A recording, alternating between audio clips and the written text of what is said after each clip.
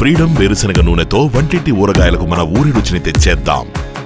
Hi, welcome to Suman TV. Chennai వచ్చామంటే చెప్పాను కదా, 1980s 1990స్లో ఉన్న ఎవరికి నేను గోల్డెన్ యాక్టర్స్ని అందరిని కూడా పరిచయం చేసుకుంటూ వచ్చాం. సో దానిలో భాగంగా మరి 1980s 90s 2000 వరకు కూడా ఒక నలుగురు ఆ సినిమా లేకపోతే సినిమా థియేటర్లో ఉన్న ఆడియన్స్ అసలు కూర్చోలేరనమాట. అది మధ్యలో వచ్చేదా లాస్ట్లో వచ్చిన ఒక ఐటమ్ సాంగ్ ఎప్పుడూ ఉంటుంది. ఇండస్ట్రీలో ఉన్న టాప్ మోస్ట్ 4 ఐటమ్ డాన్సర్స్లో ఆ రోజుల్లో ఏలిన తారలు అని చెప్పుకోవచ్చు. వాళ్ళు యాక్చువల్గా చెప్పాలంటే జయమాలిని గారు, జ్యోతిలక్ష్మి గారు, అనురాధ గారు, సిల్క్ స్మిత గారు. ఈ టాప్ 4 డాన్సర్స్ లేకపోతే ఆ సినిమాలో కిక్ ఉండదు అంటారు.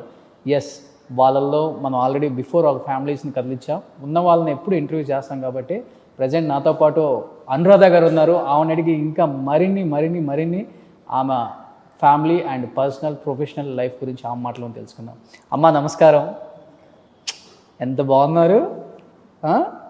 నేను అలా కార్లో వస్తుంటే మీ సాంగ్స్ పెట్టుకొని వింటా ఉన్నాను. ఏం ఫ్లెక్సిబిలిటీ, స్ప్రింగ్ లెవెన్ పెట్టుకున్నారు బాడీలో. స్ప్రింగ్లు అంటే నాకు గుర్తొచ్చింది, చిరంజీవి గారు అభికి చెప్తారు, రోబోని కని ఉన్నావు నువ్వు అను, మనిషిని కనలేదు. రోబో, తను ఒక రోబో, అంత బ్యూటిఫుల్ డాన్సరు, అంత పవరు, చాలా పవర్గా ఆడుతుంది, ఎంత ఆడినా టైర్డ్ అయిపోదు అని అభిని చెప్తారు. మీరు నన్ను స్ప్రింగ్ అంటున్నారు. అనురాధ గారి కూతురు అంటే అలానే ఉంటారు. అది మంచి కాంప్లిమెంటే. Yes, great compliment. అది చిరంజీవి గారి దగ్గర నుంచి రావాలంటే, and because he is a very good dancer. Yes, like excellent dancer. Expressions కానీ, ఆడేటప్పుడు పవర్ కానీ చిరంజీవి గారిలో అన్నీ 100% ఉంటుంది. ఆ 100%ని మేము మ్యాచ్ చేస్తూ ఉంటాము. ఆయన నోటి నుంచి అభిని చెప్పడం నాకు చాలా సంతోషం. ఎస్పెషల్లీ అలాంటి హీరోస్తో మ్యాచ్ చేసి హీరోయిన్స్ కానీ మీలాంటి వాళ్ళు కానీ చేయాలంటే కొంచెం మంచి కాంపిటీషన్ ఉంటుంది. ఆ రోజు హెల్తీ అట్మాస్ఫియర్ ఉంటుంది మీరు డేస్లో. ఆయన కాంబినేషన్లో చేశారు కదమ్మా మీరు. చాలా సినిమాలు చేశాను. మగ మహారాజు నుంచి చేస్తున్నాను. ఎవరి గ్రేస్ ఎక్కువ ఉంటుంది, అనురాధ గారిదా చిరంజీవి గారిదా? ఫస్ట్ చిరంజీవి గారిదే ఉంటుంది. మేము వెనకాల ఆయనతో పాటు చేసేటప్పుడు అంతే. ఓకే, అప్పుడు ఉన్న హీరోస్ అందరితో ఆల్మోస్ట్ చేశాను. నేను ఎన్టీఆర్ గారితో చేయలేదు, ఆయన అప్పటికి మినిస్టర్ అయిపోయారు. అలాగే అరవంలో చూస్తే ఎంజీఆర్ గారితో చేయలేదు, మినిస్టర్ అయిపోయారు. మేము వచ్చినప్పుడు మాకు అదృష్టం వచ్చి నాగార్జున గారు, అరవంలో శివాజీ గారు, రజనీ కమల్, అలాగే చిరంజీవి గారు, మోహన్ బాబు గారు అందరితో చేసే ఇది వచ్చింది, దొరికింది. సో అమ్మ, కమింగ్ టు మీ లైఫ్ గురించి వస్తే 1980s 1990స్లో రూల్ చేసిన యాక్టర్స్ అని చెప్పుకోవచ్చు మీరు. ముఖ్యంగా హీరోయిన్లు అందరినీ ఒక పక్కన పెడితే, మిమ్మల్ని ఒక పక్కన పెడితే మీరే ఎక్కువ తూగుతారు అనమాట. ఆ టైంలో అంత డిమాండ్ ఉండేది, మార్కెట్ ఉండేది మీకు. ఈ సినిమాలో చూసినా, ఆ సినిమాలో చూసినా, ఏ సినిమాలో చూసినా అనురాధ గారు, సుస్మిత గారు. 10 సినిమాలు రిలీజ్ చేస్తే 9 సినిమాల్లో మేము ఉండేవాళ్ళం, 10కి 10 కూడా ఉండేవాళ్ళం ఒక్కొక్కసారి. ఎలా అనిపించేది ఒక్కసారి బ్యాక్ వెళ్ళి చూసుకుంటే? అనురాధ గారి లైఫ్ స్టైల్ ఏంటి, ఎంత కష్టపడ్డాను, ఎలా వచ్చాను, ఎంత అనుభవించాను అనిపించినప్పుడు ఏమనిపిస్తుంది మీకు? చాలా సంతోషంగా ఉంటుంది. ఎందుకంటే ఇలాగ ఒక ఫేమ్ రావడానికి చాలా కష్టపడ్డాం. ఒక హీరోయిన్గా 32 ఫిల్మ్స్ వరకు నేను చేశాను. 32 సినిమాలు చేశాను, 4 లాంగ్వేజెస్లో, తెలుగు, కన్నడ, మలయాళం అండ్ తమిళ్. కానీ పెద్దగా రికగ్నైజేషన్స్ రాలేదు, హీరోయిన్గా పెద్దగా క్లిక్ అవుట్ అవ్వలేదు. అలాంటి టైంలో ఒక సాంగ్ ఒక క్యారెక్టర్, యాక్చువల్లీ అది సాంగ్ కాదు, ఒక 2 హీరోయిన్స్లో ఒక హీరోయిన్ వచ్చి హోటల్లో డాన్స్ ఆడే అమ్మాయిలాగా క్యారెక్టర్. ఆ పిక్చర్ పెద్ద హిట్ అయింది మలయాళంలో. ఆ పిక్చర్ ఆ సాంగ్ చాలా పెద్ద హిట్ అయింది. అప్పుడు నాకు ఆ సాంగ్లో పనిచేసింది రఘు మాస్టర్ గారు. ఆయన నన్ను ఫోర్స్ చేసి అరవంకి, తెలుగుకంతా అరవం తీసుకొచ్చారు. అరవం నుంచి అలాగే తెలుగు ఇమీడియట్గా నాకు తెలుగు ఛాన్స్ వచ్చింది. అప్పుడు సినిమా ఇండస్ట్రీ మొత్తం చెన్నైలో ఉంటుంది కాబట్టి చాలా ఈజీగా ఇలాగ కొత్తగా ఒక అమ్మాయి వచ్చింది, చాలా బాగా చేస్తుంది, ఈ అమ్మాయి అయితే మనకు కొంచెం ఈజీగా ఉంటుంది. అప్పుడు సిల్క్ స్మిత చాలా ఫేమస్గా ఉండేవారు. కానీ సిల్క్ స్మితలో ఏంటి ఒక డ్రాబ్యాక్ అందరికీ అంటే, మాస్టర్స్కి డాన్స్ చేయగలగరు. షీఈ్ లైక్ కాస్ట్యూమ్స్, మేకప్, కొంచెం డాన్సింగ్ అనేది ఉండదు. సో డాన్స్ తెలిసిన ఒక అమ్మాయి దొరుకుతుంది అనేసరికి it was very nice entry for me too. హీరోయిన్గా క్లిక్ అవ్వకుండా దీంట్లో ఎంట్రీ అయినప్పుడు చాలా మంచి వెల్కమ్ ఉండింది.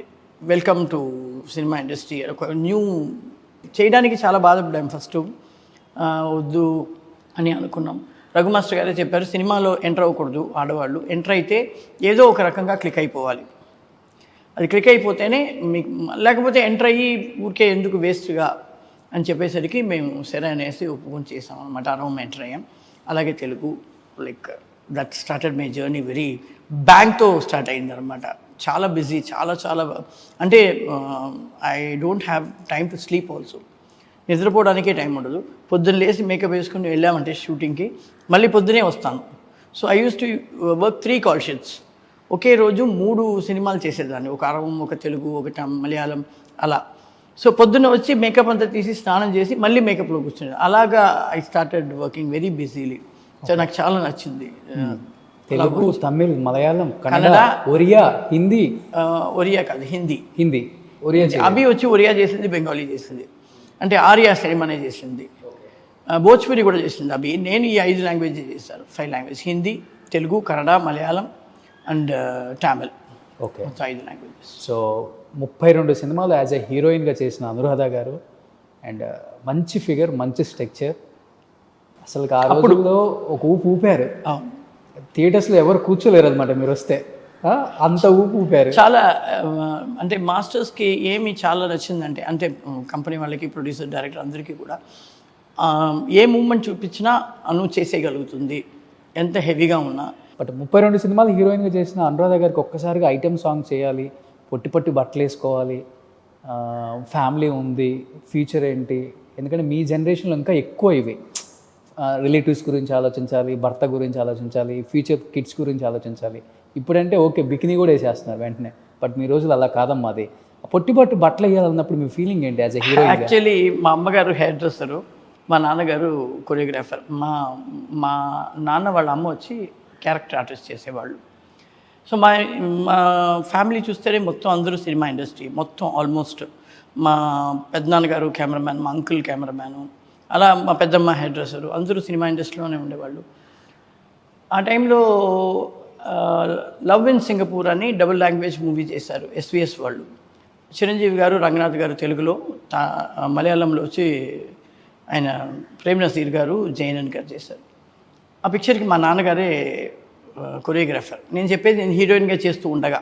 ఓకే, దాంట్లో ఒక సాంగ్, ఒక అరేబిక్ టైప్ కాస్ట్యూమ్ వేసుకుని ఒక సాంగ్, ఆ సాంగ్ చేయడానికి నన్ను చాలా మా నాన్న సైడ్ నుంచి చాలా ఫోర్స్ చేసి అడిగారు కంపెనీలో. అప్పుడు అమ్మ వచ్చేసి లేదు హీరోయిన్గా చేస్తుంది, చేయనివ్వను అని చెప్పేశారు. సాంగ్ అంతా చేయనివ్వను, హీరోయిన్గానే చేస్తుంది. చాలా ఫోర్స్ చేసి చేయించారు. చిరంజీవి గారితోనే సాంగ్ అది. ఆ సాంగ్ చేసేటప్పుడు నాకు బాగా గుర్తుంది, షార్ట్ అయిన తర్వాత ఫొటోస్ తీస్తారు ఎప్పుడు, స్టిల్ ఫోటోగ్రాఫ్స్ తీసేటప్పుడు నేను ఇలాగా ఇటుపక్క కెమెరా ఉంది, నేను ఇటుపక్క ఫేస్ చేసి చిరంజీవి గారు ఇలా ఉన్నారు, నేను ఇలా పట్టుకుని ఫోటో, ఆయన నా మీద చెయ్యి పట్టుకుని ఫోటోలాగా ఇస్తూ ఉండగా మా అమ్మగారు నాకు హెయిర్ డ్రెస్ అడ్జస్ట్ చేస్తున్నట్టు వచ్చి ఆయన చెయ్యి ఇలా ఇక్కడ ఉండింది, అది తీసి పైన పెట్టేసి వెళ్ళిపోయింది. అది ఆయన గమనించి ఉన్నారు. దాని తర్వాత సోలో డాన్సర్గా మారిన తర్వాత ఆయనతో పాటు ఇంకొక సాంగ్ చేస్తుంటే నేను షార్ట్ బట్టలు వేసుకుని వస్తే చిరంజీవి గారు మీ మమ్మీని పిలువు, నేను కొంచెం మాట్లాడాలి, సరోజమ్మ ఇక్కడ రండి అని చెప్పి, మీకు గుర్తుందా ఆ రోజు అంటే, అమ్మకి లేదు సార్ గుర్తులేదు. లేదు నేను చెయ్యి ఇలా పెట్టి ఉన్నాను, మీరు తీసి నా చెయ్యిని తీసి అలా జుట్టు అడ్జస్ట్ చేస్తున్నట్టు చేసేసి చెయ్యిని తీసి అలా పైన పెట్టేసి వెళ్ళారు నా చెయ్యిని. ఇప్పుడు మీ అమ్మాయి చూస్తే ఇంత పెద్ద డ్రెస్ ఎందుకు, ఇంతే డ్రెస్ చాలు కదా అని అడుగుతుంది. చూసారా ఎలా మారిపోయింది అది, లైక్ ఎగతాళి చేస్తూ ఉన్నారు. నాకు ముందు అమ్మకి నాకు బాధేసింది గ్లామర్గా చేయడానికి, కానీ వన్స్ ఎంటర్ అయిన తర్వాత ఆ ఫేమ్, ఆ క్రేజ్, జనాల్లో మనకున్న క్రేజ్ చూసి ఇండస్ట్రీలో నాకు కూడా అనిపించింది, రఘు మాస్టర్ గారు చెప్పింది కరెక్టే, మనం వచ్చేసి ఏదో ఒక రకంగా టాప్లో నిలిచిపోవాలి, రాకూడదు, వస్తే టాప్ నిల్చోవాలి. ఆ టాప్లో నిల్చోడానికి చాలా కృషిపడి, చాలా కష్టపడి, ఒక 32 సినిమాలు, ఒక 4-5 సంవత్సరాలు కష్టపడి మనకి దొరకని ఒక ఫేమ్ని చూసేసరికి చాలా చాలా రెస్పాన్సిబిలిటీ ఎక్కువైంది. యాక్చువల్లీ నార్మల్గా క్రేజ్ వచ్చే వాళ్ళకి వచ్చేసాం కదా అనే ఒక ఫీల్ ఉంటుంది, కానీ నాకు మాత్రం చాలా రెస్పాన్సిబుల్ అనిపించింది. అది దాన్ని నిల్చోబెట్టుకోవడం ఎలాగా, ఈ క్రేజ్ని మనం దీనికోసం చాలా కష్టపడాం, దీన్ని మనం ఆపుకోవాలి అనే ఇదే నాకు. ఇంకా ఫ్రస్ట్రేజ్గా ఉంటారు మీరు ఆ టైంలో. చాలా నచ్చి వర్క్ చేసాం, డే నైట్ వర్క్ చేసిన, నిద్ర లేకపోయినా అదంతా ఏం బాధలేదు. వర్క్ చేయాలి వర్క్ అంతే. ఇప్పుడు వరకు అంతే. నేను ఇప్పుడు కూడా నాకు వర్క్ చేయాలంటే చాలా ఇష్టం, వర్క్ చేస్తూనే ఉంటాను. సో మీరు వచ్చే టైంకి మంచి మరి పీక్లో ఉన్నారమ్మా వీళ్ళందరూ కూడా, మిగతా డాన్సర్స్ లైక్ జ్యోతిలక్ష్మి గారు, జయమాలిని గారు, సిల్క్ స్మిత గారు, వీళ్ళతో పాటు పోటీ పడి చేయాల్సి వచ్చే ఒక టైం వచ్చింది. అట్ ది సేమ్ టైం వాళ్ళకన్నా మీకు అందం తీసిపోయేది ఏం కాదు, పిచ్చెక్కిచ్చారు. ఇప్పటికీ ఎలా ఉన్నారంటే అప్పుడు ఎలా ఉంటారు ఊహించుకోగలం మేము అసలుకి. వాళ్ళ కాంపిటీషన్ ఎలా తట్టుకోగలిగారు మీరు? నేను యాక్చువల్లీ కొంచెం భయపడానండి. నాకు ధర్మాత్మ ఫస్ట్ ఫిల్మ్ అనుకుంటా తెలుగులో, కృష్ణంరాజు గారితో నేను జయమాలిని గారు ఆడుతున్నాము ఒక సాంగ్. నాకైతే చాలా టెన్షన్ జయమాలిని గారితో చేయాలంటే, ఎందుకంటే జగన్మోహిని అంతా వచ్చినప్పుడు నాకు 10 years 9 years 10 years ఉంటుంది. నేను థియేటర్లో వెళ్ళి చూస్తున్నాను. ఆవిడ డాన్సు అంతా చాలా నచ్చుతుంది నాకు తనతో చేయాలంటే సీనియర్ కదా, ఒక భయం ఉండేది. నేనేం చేస్తాను, తను లేచి వెళ్ళి నేర్చుకోవడానికి ముందే వాళ్ళు షార్ట్ పెట్టి మూమెంట్ చూపించేటప్పుడు నేను వెళ్ళి నిల్చుంటాను. సీను మాస్టర్ గారు, దుర్గా అనే ఒక అసిస్టెంట్, రీటాక్ అని ఒక అసిస్టెంట్, ఇద్దరు అసిస్టెంట్ సీను మాస్టర్ గారు.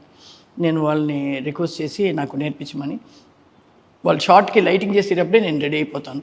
దాని తర్వాత జయమల్ గారు వచ్చి ఒక టైం నేర్చుకొని ఒక టేక్లో ఆడేటప్పుడు ఆవిడ ఎంత హెవీ ఆడతారో అది ఇమాజిన్ చేసుకొని నేను హెవీగానే ప్రాక్టీస్ చేసేది. అప్పుడు భయం ఉండేది. దాని తర్వాత లైక్ నాకు నేను కూడా ఒక రిగర్స్లో ఒక టేక్ వెళ్తూ ఉండేలాగా. బిగినింగ్లో ఉంటుంది కొంచెం భయం, ఎందుకంటే వాళ్ళు చాలా సీనియర్స్. సిల్క్ స్మిత గురించి నాకు ఆ బెంగే లేదు, ఎందుకంటే తనకన్నా నేను బ్యూటిఫుల్గా ఆడతానని నాకు తెలుసు. లైక్ తనే చెప్తుంది. తన ఓన్గా సినిమా తీసినప్పుడు కూడా నాకు సాంగ్ పెట్టింది.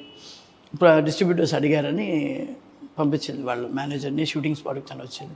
So she knows that I know and even she knows like I'm a better dancer than her.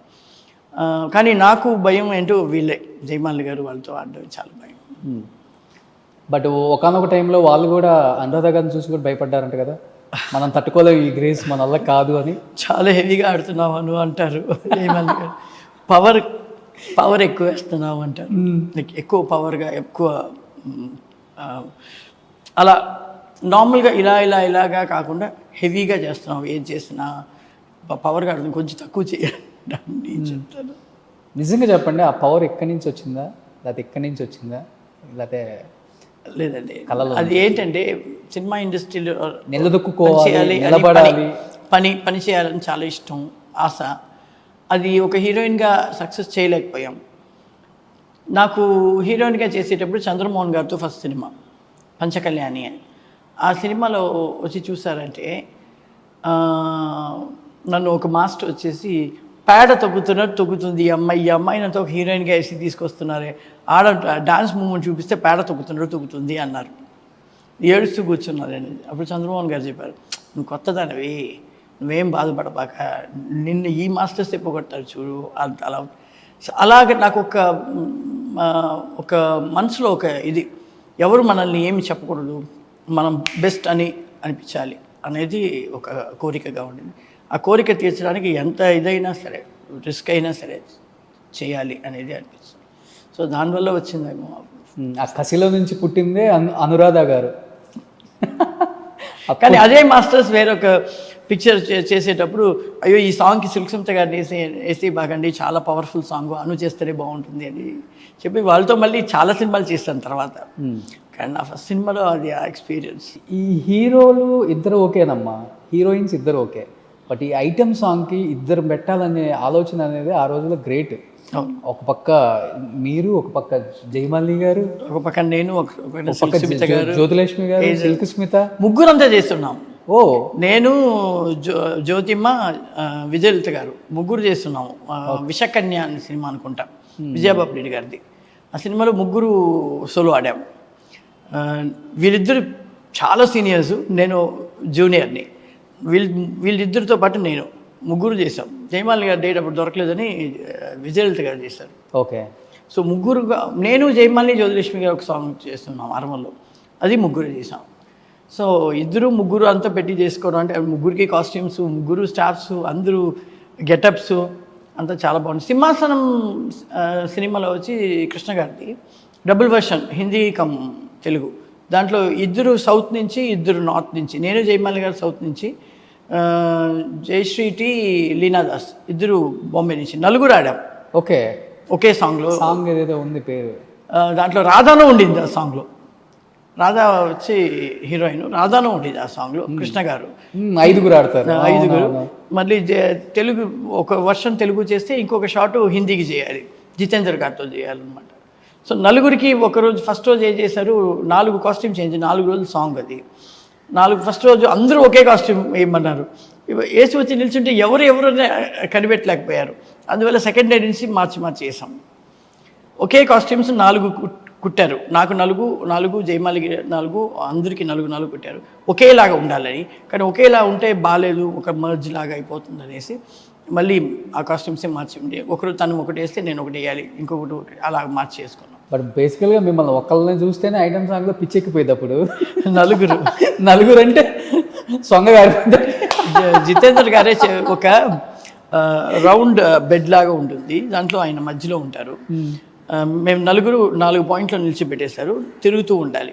So తిరుగుతూ ఏమైంది, షార్ట్ చేస్తూ ఉండగా అది 10 సర్కిల్స్ అయింది. మెల్లిగా చేస్తూ ఉన్నాం అనేసి తీస్తూనే ఉన్నారు వాళ్ళు, అలా కంటిన్యూ చేస్తున్నారు షార్ట్. ఒక 7-8 అయ్యేసరికి లీనాదాస్ వెళ్ళిపోయింది. జయశ్రీటి మాతో పాటు కంటిన్యూ చేసింది. మళ్ళీ ఒక 15 అలాగా అయ్యేసరికి జయశ్రీటి వెళ్ళిపోయింది. నేను జయమాలిగా 25 రౌండ్స్ కొట్టాం. Oh my God. అలా అని చెప్తున్నారు. సౌత్ పానీ మే బౌత్ పవర్ హై అని చెప్పాడు జితేందర్ గారు. ఇంకొక 2 రౌండ్స్ జయమాలి గారు కూడా పడిపోయారు, మీరు తిరుగుతూనే ఉండేవాళ్ళు. మేము వదలలేదు, అంటే జయమాలి గారు వదలలేదు, నేను వదలలేదు. We wanted to do. అది 2 రౌండ్స్ తర్వాత జయమాలి గారు ఆపేసి ఉంటారంటే నాకు తెలియదు. 25 రౌండ్స్ వరకు మేము ఇద్దరు చేసాం. ఓకే. మీకు ఎక్కువ కాంపిటీషన్ అంటే ఎవరైనా ఎక్కువ ఫీల్ అయ్యారు, జయమాలి గారా జ్యోతిలక్ష్మి గారా? కాంపిటీషన్ అని ఎవరు ఫీల్ అయ్యారు. నాకు కాంపిటీషన్ అంటే అలా చూస్తే ఆ టైంలో వచ్చి సిల్క్ సుమిత అనే కాంపిటీషన్. ఓకే. నేను తన్నే కూడా కాంపిటీషన్గా అనుకోలేదు ఎవరిని. ఇది కొంచెం సముద్రం లాగా మన సినిమా ఇండస్ట్రీ, వస్తూ వెళ్తూ ఉంటారు. మనం ఎంత దూరం స్టేజ్ చేయగలుగుతున్నాం అనేది చూడాలి తప్పితే నేను ఎవరిని కాంపిటీషన్ అనుకుని చేయలేదు. మిమ్మల్ని ఎవరు నా వర్క్ నేను చేయాలి అంతే. కానీ అనురాధ గారిని కాంపిటీషన్గా ఫీల్ అయ్యి ఉంటారు కదా? లేదు, చాలామంది రాశారు. నేను వచ్చిన కొత్తలో సిల్క్ సుమితకు కాంపిటీషన్గా వచ్చేస్తానని చెప్పి చాలామంది రాశారు అప్పుడు ప్రెస్లో. కానీ నేను ఎప్పుడూ అలా అనుకోలేదు. తన ఫేమ్లోనే ఉండింది, నాకని కొత్త ఫేమ్. ఒక డిఫరెంట్ స్టైల్, మీది ఒక డిఫరెంట్ స్టైల్, అంతే. ఎస్. బట్ ఆ రోజుల్లో ప్రొడ్యూసర్స్ కానీ డిస్ట్రిబ్యూటర్స్ కానీ ఎవ్వరు ఉన్నా లేకపోయినా జయమాలిని గారు, జ్యోతిలక్ష్మి గారు, అనురాధ గారు, సుష్మిత గారు ఒక ఐటమ్ సాంగ్ లేకపోతే సినిమా రిలీజ్ చెయ్యరు. మస్ట్. డిస్ట్రిబ్యూటర్స్ అయితే సినిమా కొనరు. అదే మాట వాస్తవం. డెఫినెట్గా అది ఉండింది. అది డిస్కో శాంతి వరకు ఉండింది. శాంతి తర్వాత అల్ఫోన్సా వచ్చింది. దాని తర్వాత పెద్దగా క్రేజ్ కొంచెం తగ్గింది. వీళ్ళు అబీ మొహమ్మద్ ఖాన్తో వచ్చేటప్పటికి కొంచెం ఓకే, ఆ సాంగ్ హిట్ అయింది బాగా అబీకి. మొహమ్మద్ ఖాన్కి అలాగే కొంచెం హిట్ వచ్చింది. తప్పితే మాలాగా మాకు బ్యానర్స్ తెలుగులో నేను పెద్దగా చూడలేదు థియేటర్స్లో, కానీ ఇక్కడ అరవలో అంత చూస్తున్నాను. హీరోకి ఎంత పెద్ద బ్యానర్ పెడతారో మాకు కూడా అంతే పెద్ద బ్యానర్ పెట్టేవాళ్ళు ఆ టైంలో. అది ఆ క్రేజ్ అనేది. ఇప్పుడు ఏంటంటే సినిమా ఇండస్ట్రీ ఎలా మారిపోయిందంటే ఎవరు పడితే వాళ్ళు చేసేస్తున్నారు సాంగ్స్. ఇప్పుడు ఈ పిక్చర్లో చిరంజీవి గారితో కానీ అల్లు అర్జున్తో కానీ ఎవరితోనా హీరోయిన్గా చేసేవాళ్ళు నెక్స్ట్ పిక్చర్లో ఒక సాంగ్ ఆడేసి వెళ్ళిపోతున్నారు. అవును. నెక్స్ట్ పిక్చర్లో వేరే హీరోయిన్ ఉంటే సాంగ్. కానీ ఆ టైంలో ఈ సాంగ్స్ చేసేవాళ్ళు, వ్యాంప్గా చేసేవాళ్ళు అని ఒక సెపరేట్ కేటగిరీ ఉండింది. ఆ కేటగిరీ ఇప్పుడు లేదు, ఫుల్గా వ్యానిష్ అయిపోయింది. అది చాలా పెద్ద డిసప్పాయింట్మెంట్గా ఉంది. ఎందుకంటే అది ఉండుంటే బాగుంటుందేమో అని ఒక ఫీలింగ్ ఇంకా ఉంది నాకు. సినిమాలో ఒక విలన్ ఉన్నట్టు ఒక వ్యాంప్ ఉండాలి, ఒక సాంగ్ అనేది ఒక మస్ట్గా ఆ కేటగిరీ అనేది ఒకటి ఉండాలి. కేటగిరీ ఉంది, కానీ ఒక్కొక్క సాంగ్కి ఒక్కొక్క కొత్త ఫేస్ వచ్చి వెళ్ళిపోతున్నారు. కొత్త ఫేస్ వస్తున్నారా అనేది కూడా హీరోయిన్స్ చేసేస్తున్నారు కదండి. కాజల్, శృతి హాసన్ అందరూ చేస్తున్నారు. దానికి ఒక ఇది సెపరేట్ కేటగిరీ అనేది మిస్ అయిపోయింది. ఆ కేటగిరీ చేసే ఆర్టిస్టులు వెనకాల తోయబడ్డారు. అవును, ఆ ఫీలింగ్ వస్తుంది. బట్ మీ టైంలో ఎలా ఉంటుందంటే హీరో పక్కన మీకు ఇంకో పెద్ద కటౌట్ కట్టేసి పాలాభిషేకాలు చేసేవాళ్ళు అప్పుడు. ఇది ఇప్పుడు లేదు. బట్ మీరు ఈ మాట అన్నారు కాబట్టి అడగాలి. అభినయశ్రీ గారు మీరు ఫోర్స్ చేస్తే ఇండస్ట్రీకి వచ్చారా, లేకపోతే తనంతా తాను ఇష్టమయ్యి అమ్మలు గీసి కంటిన్యూ చేయాలి అది ఒక ఐటెం సాంగ్ కానీ, ఒక క్యారెక్టర్ కానీ, ఒక హీరోయిన్ కానీ, ఒక క్యారెక్టర్ ఆర్టిస్ట్ కానీ, ఏదైనా కానీ అనురాధ కూతురు అభినయశ్రీ అమ్మ తరపున ఉంది అని ప్రూవ్ చేసుకోవడానికి వచ్చారా? నేను యాక్చువల్లీ నేను వచ్చేసేటప్పుడు హీరోయిన్గా చేశాను. సోలో డాన్సర్ అయిన తర్వాత కూడా హీరోయిన్గా చేశాను, క్యారెక్టర్ చేశాను, కామెడీ చేశాను, విల్లీగా చేశాను, సాంగ్స్ సోలో సాంగ్స్ చేశాను. అప్పుడు సోలో సాంగ్స్ అండి, ఇప్పుడు ఐటమ్ సాంగ్స్ అంటున్నారు, అప్పుడు సోలో సాంగ్స్ అండి చేశాను. నేను నా కూతురి ఇండస్ట్రీకి తీసుకురాకూడదని ఎప్పుడూ అనుకోలేదు, ఎప్పుడు లైక్ ఆ ఫీలింగే లేదు నాకు. తను చదువుతూ ఉండింది. నేను 13 ఇయర్స్లో ఎలాగ సినిమా ఇండస్ట్రీలో ఎంటర్ అయ్యాను, తను కూడా 13 ఇయర్స్లోనే. తను యాక్చువల్గా బయట రోడ్లో మా వీధిలో క్రికెట్ ఆడుతూ ఉండింది మా ఫ్రెండ్ ఇంటికి వెళ్ళినప్పుడు. ఆ స్ట్రీట్లోనే సినిమా కంపెనీ ఉండింది. వాళ్ళు గమనించి అభిని అడిగారు. వచ్చి అడిగింది ఎవరంటే నా ఫస్ట్ పిక్చర్కి మేనేజర్గా పనిచేసిన ఆయనే వచ్చారు. వచ్చి ఇలాగ అనురాధ గారు వాళ్ళ కూతురు అంటే వాళ్ళు వచ్చారు మన ఫ్రెండ్స్ సినిమాకి, విజయ్ సూర్య చేస్తున్న సినిమా. వచ్చి అడిగినప్పుడు నేను చెప్పాను, తను ఇప్పుడే చదువుతుందండి, 13 ఇయర్స్ అవుతుంది, తనకి చిన్నపిల్ల, ఇప్పుడు ఏం చేయగలుగుతుంది, నేనే సినిమా 13 ఇయర్స్కి వచ్చాను, తను ఇప్పుడు వద్దు, కొంచెం 10th +2 అంతా అయిన తర్వాత తనకి ఇంట్రెస్ట్ ఉంటే చేయిద్దాం అంటే తను అయితే ఏడవడం మొదలుపెట్టేసింది. నేను చేస్తాను మమ్మీ, విజయ్తో సూర్యతో సినిమా వస్తే నన్ను వద్దు అంటున్నాను. కానీ తనకి నాకు ఒక ఇది ఏంటంటే, తను రూమ్ లాక్ చేసుకుని వాల్యూమ్గా సాంగ్ పెట్టుకుని ఆడడం, తనే ఉంది, తనే విలను, తనే హీరో, తనే హీరోయిన్ అంతా చేసి చూసుకోవడం, ఇదన్నీ నేను నోట్ చేసి ఉన్నాను. కానీ తనకి ఇంట్రెస్ట్ ఉందని నాకు బాగా తెలుసు. కానీ కొంచెం రోజులు అవ్వని అని వెయిట్ చేద్దాం అనేదే నా అభిప్రాయం తప్పితే దాన్ని తీసుకురాకూడదు, ఇది బ్యాడ్ ఇండస్ట్రీ అలాంటి ఫీలింగ్ నాకు ఎప్పుడూ లేదు. నా ఇండస్ట్రీ నాకు ఎప్పుడు స్పెషల్, నాకు గాడ్, నా దైవం, నా ఇండస్ట్రీ నాకు దైవం అన్నమాట. నేను అదే చెప్పాను, లేదు మరి నేను చేస్తాను అని చెప్పాను. సరే తన ఇష్టం, తనకి ఇంట్రెస్ట్ అంతా ఉండేటప్పుడు నేను ఇది చేయకూడదని చెప్తాను. తన కెరీర్ స్టార్టింగ్లో ది బెస్ట్ సాంగ్స్ చేశారు. అంటే అమలాపురం, అంటే ఆహాపురం, ఒక రేంజ్లో. తనకి ఆ సినిమా చేసేటప్పుడు 15 ఏళ్ళు, 15 ఇయర్స్, 15 సంవత్సరాలేనా? 15 సంవత్సరాలు. అవును.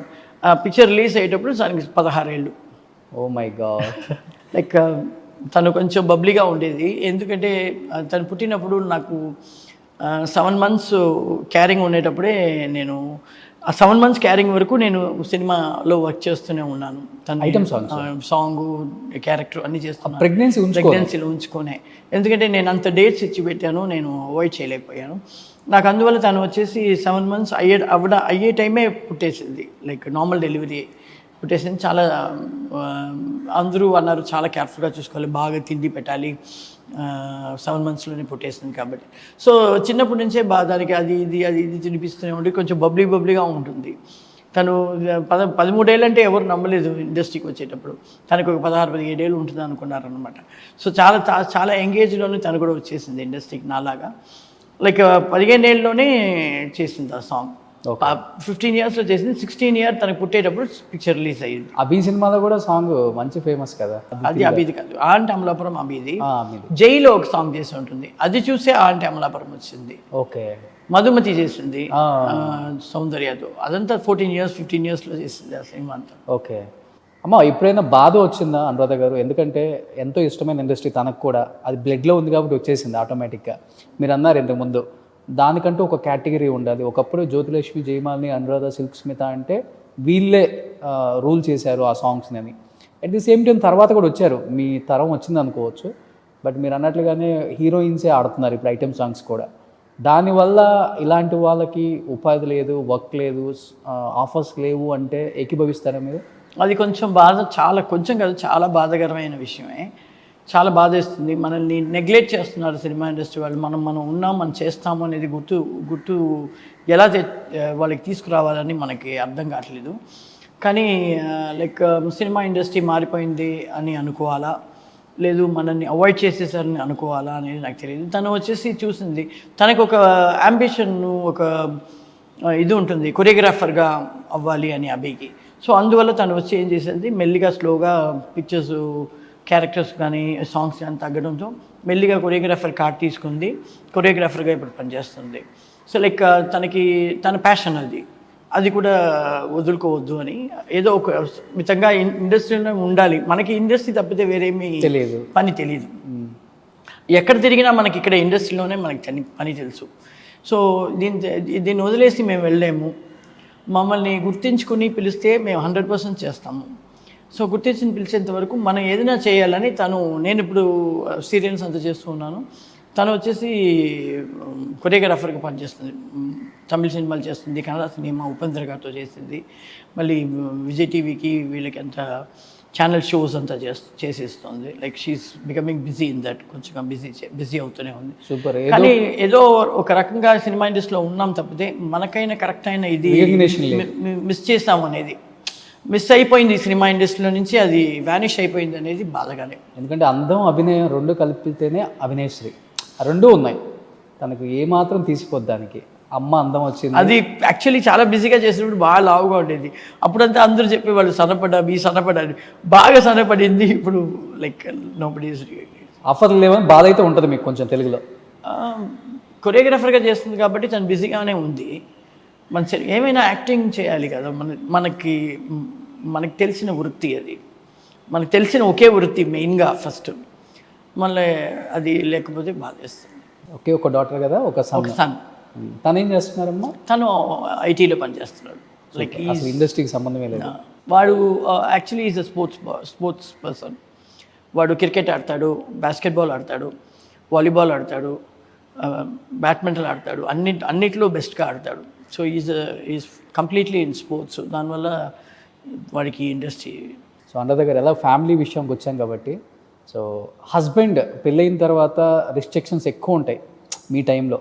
నువ్వు అలాంటి క్యారెక్టర్స్ చేయకూడదు, ఇలాంటి రోల్స్ చేయకూడదు, ఇలాంటి డ్రెస్లు వేసుకోకూడదు, ఇలా ఎక్స్పోజ్ చేయకూడదు, అలా క్లోజ్గా ఉండకూడదు అని ఇవన్నీ పెట్టే వల్ల హస్బెండ్ రిస్ట్రిక్షన్స్ మీకు లేదండి. ఆయన ఇండస్ట్రీలో నుంచి వచ్చిన ఆయన కాబట్టి అలాంటిది ఏమీ లేదు. Because he was assistant for Sundaram master and all, DKS Babu master garu. ఆయన డాన్స్ ప్రొఫెషనల్, తర్వాత కొరియోగ్రాఫర్ అయ్యారు ఆయన కూడా.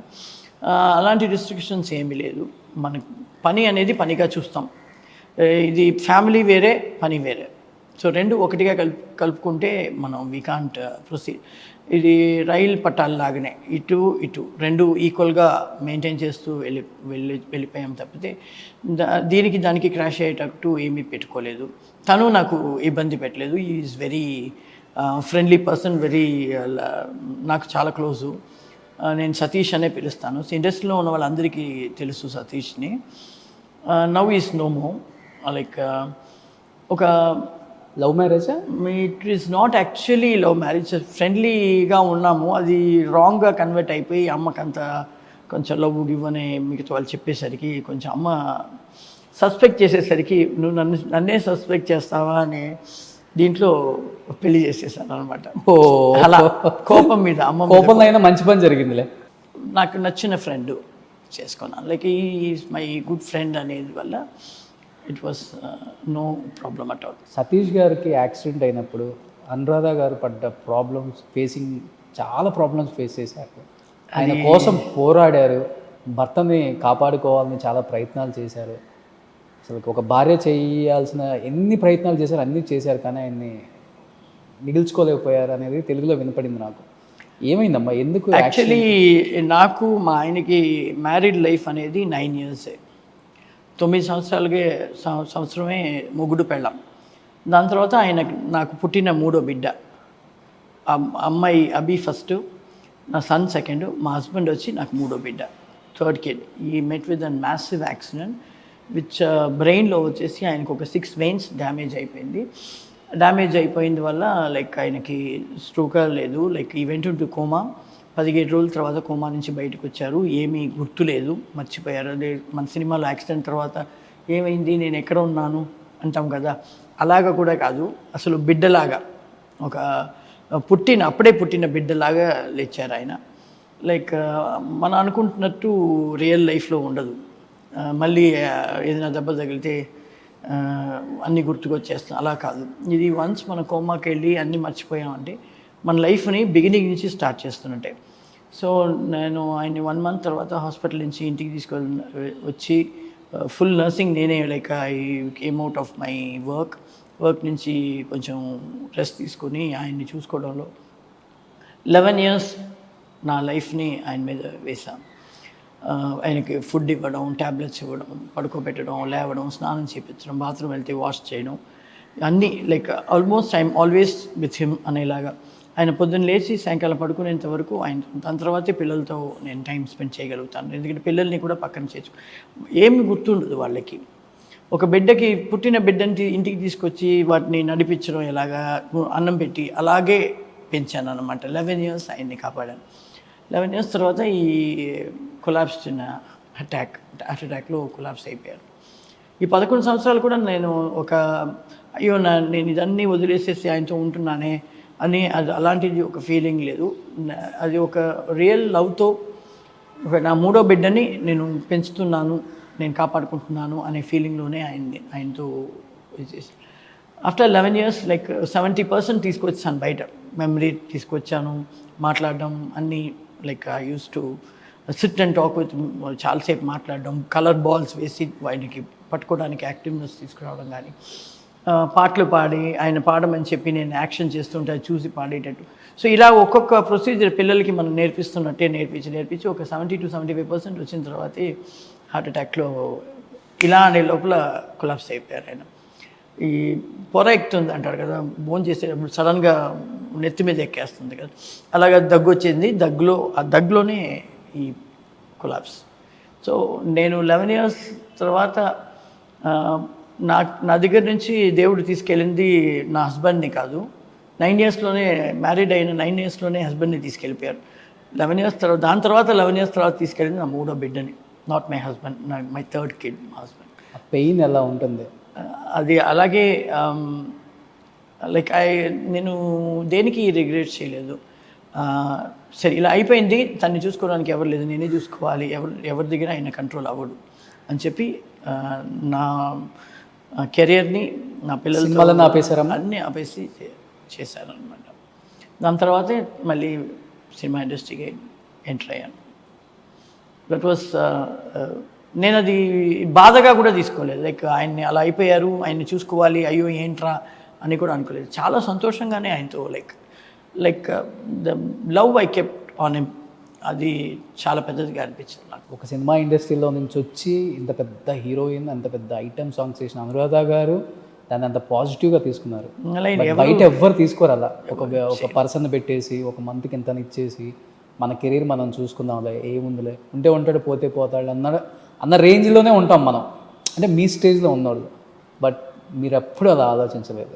ఎప్పుడు లేదు. నాకు చాలా నేనే చెప్తున్నాను కదా, నేను బాత్రూంలో స్నానం చేస్తుంటే కూడా చిన్నపిల్లలు వచ్చి అమ్మ అని నిల్చుంటారు కదా, అలాగే వచ్చి ఆయన కూడా నిల్చుని మా అమ్మ అని తడుతూనే ఉంటాడు. సో నా 3వ బిడ్డ ఆయన. నాకు ముగ్గురు పిల్లలు, నాకు ముగ్గురు ఒకటే. Super, thank you. It was great. దేవుడు అందుకే మంచి వాళ్ళకి ఎప్పుడు మంచి చేస్తారు అంటుంటారు. అప్పుడు తరం ఆర్టిస్టులు లాస్ట్ రోజుల్లో భర్త ద్వారా మోసపోయో, చుట్టాల వల్ల మోసపోయో, అత్తమామల వల్ల మోసపోయో, బిడ్డల వల్ల మోసపోయో, సర్వస్వం కోల్పోయి చివరికి ఫైనాన్షియల్ స్టేటస్ ఏమీ లేక చనిపోయిన టెక్నీషియన్స్ చూసాం మీ టైంలో. గాడ్ గ్రేస్, మీలాంటి వాళ్ళు మంచి వాళ్ళు కాబట్టి మీ అందరు హ్యాపీగా ఉన్నారు ఇప్పటికి కూడా, హెల్దీగా. హ్యాపీగా ఉండాలండి.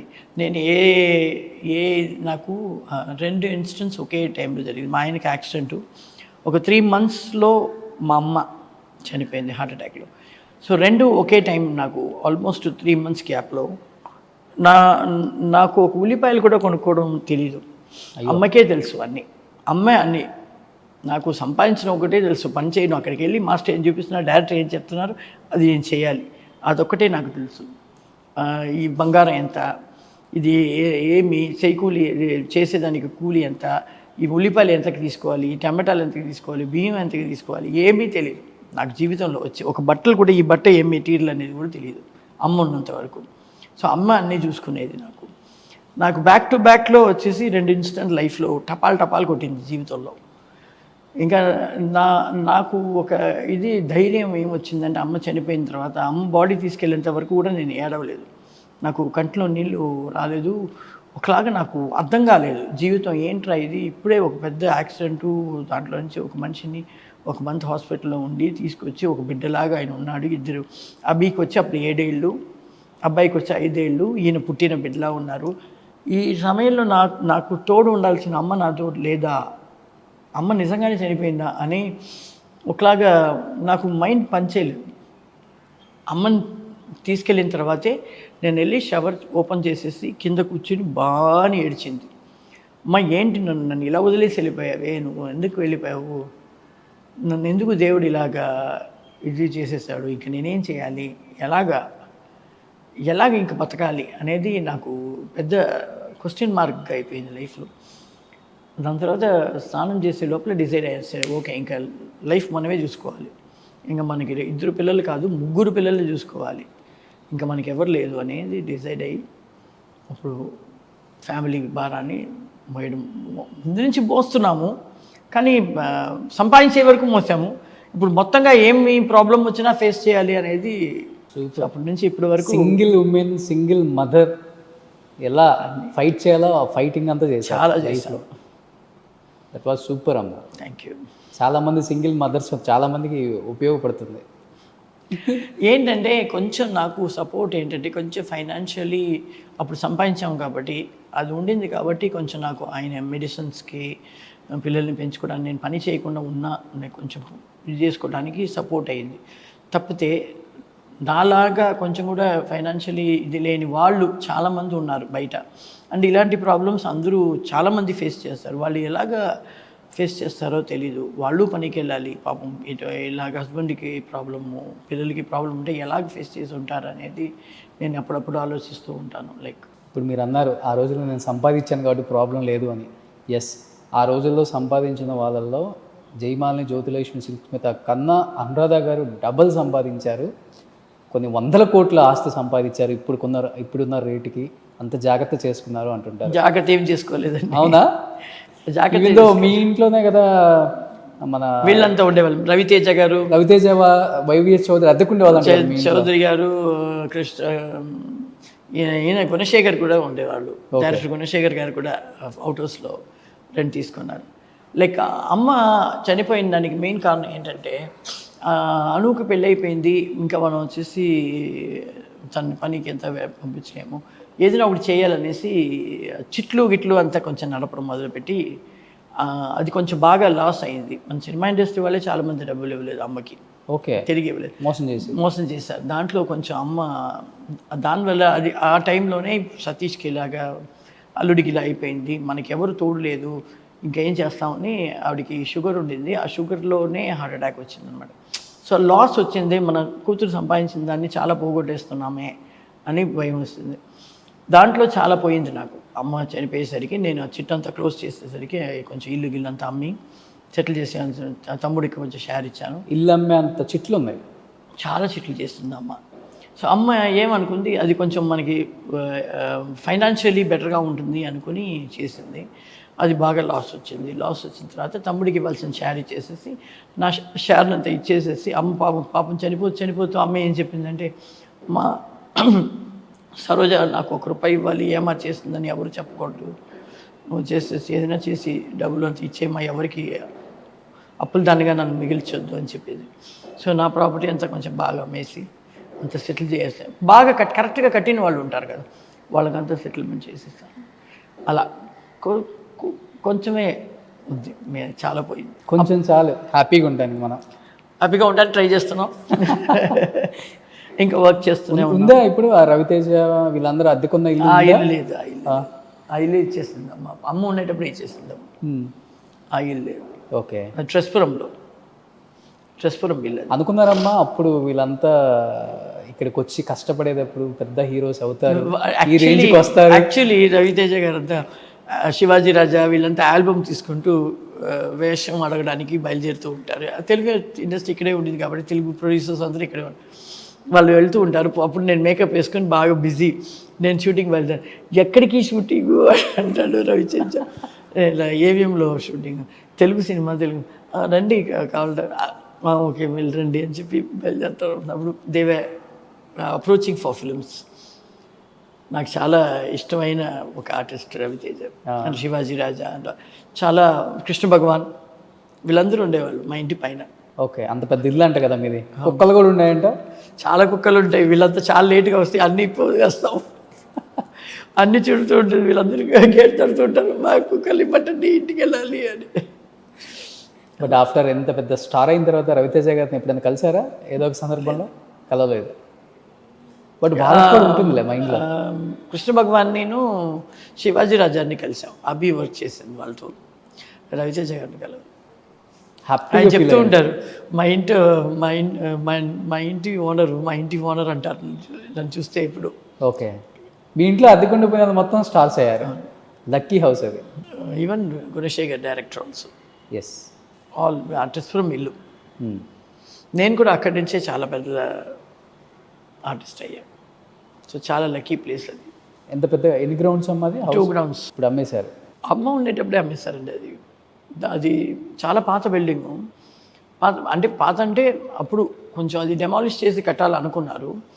తర్వాత అలాగే సరే ఇంకొంచెం రోజులు గడుపుతాము అనేసి ఉన్నారు.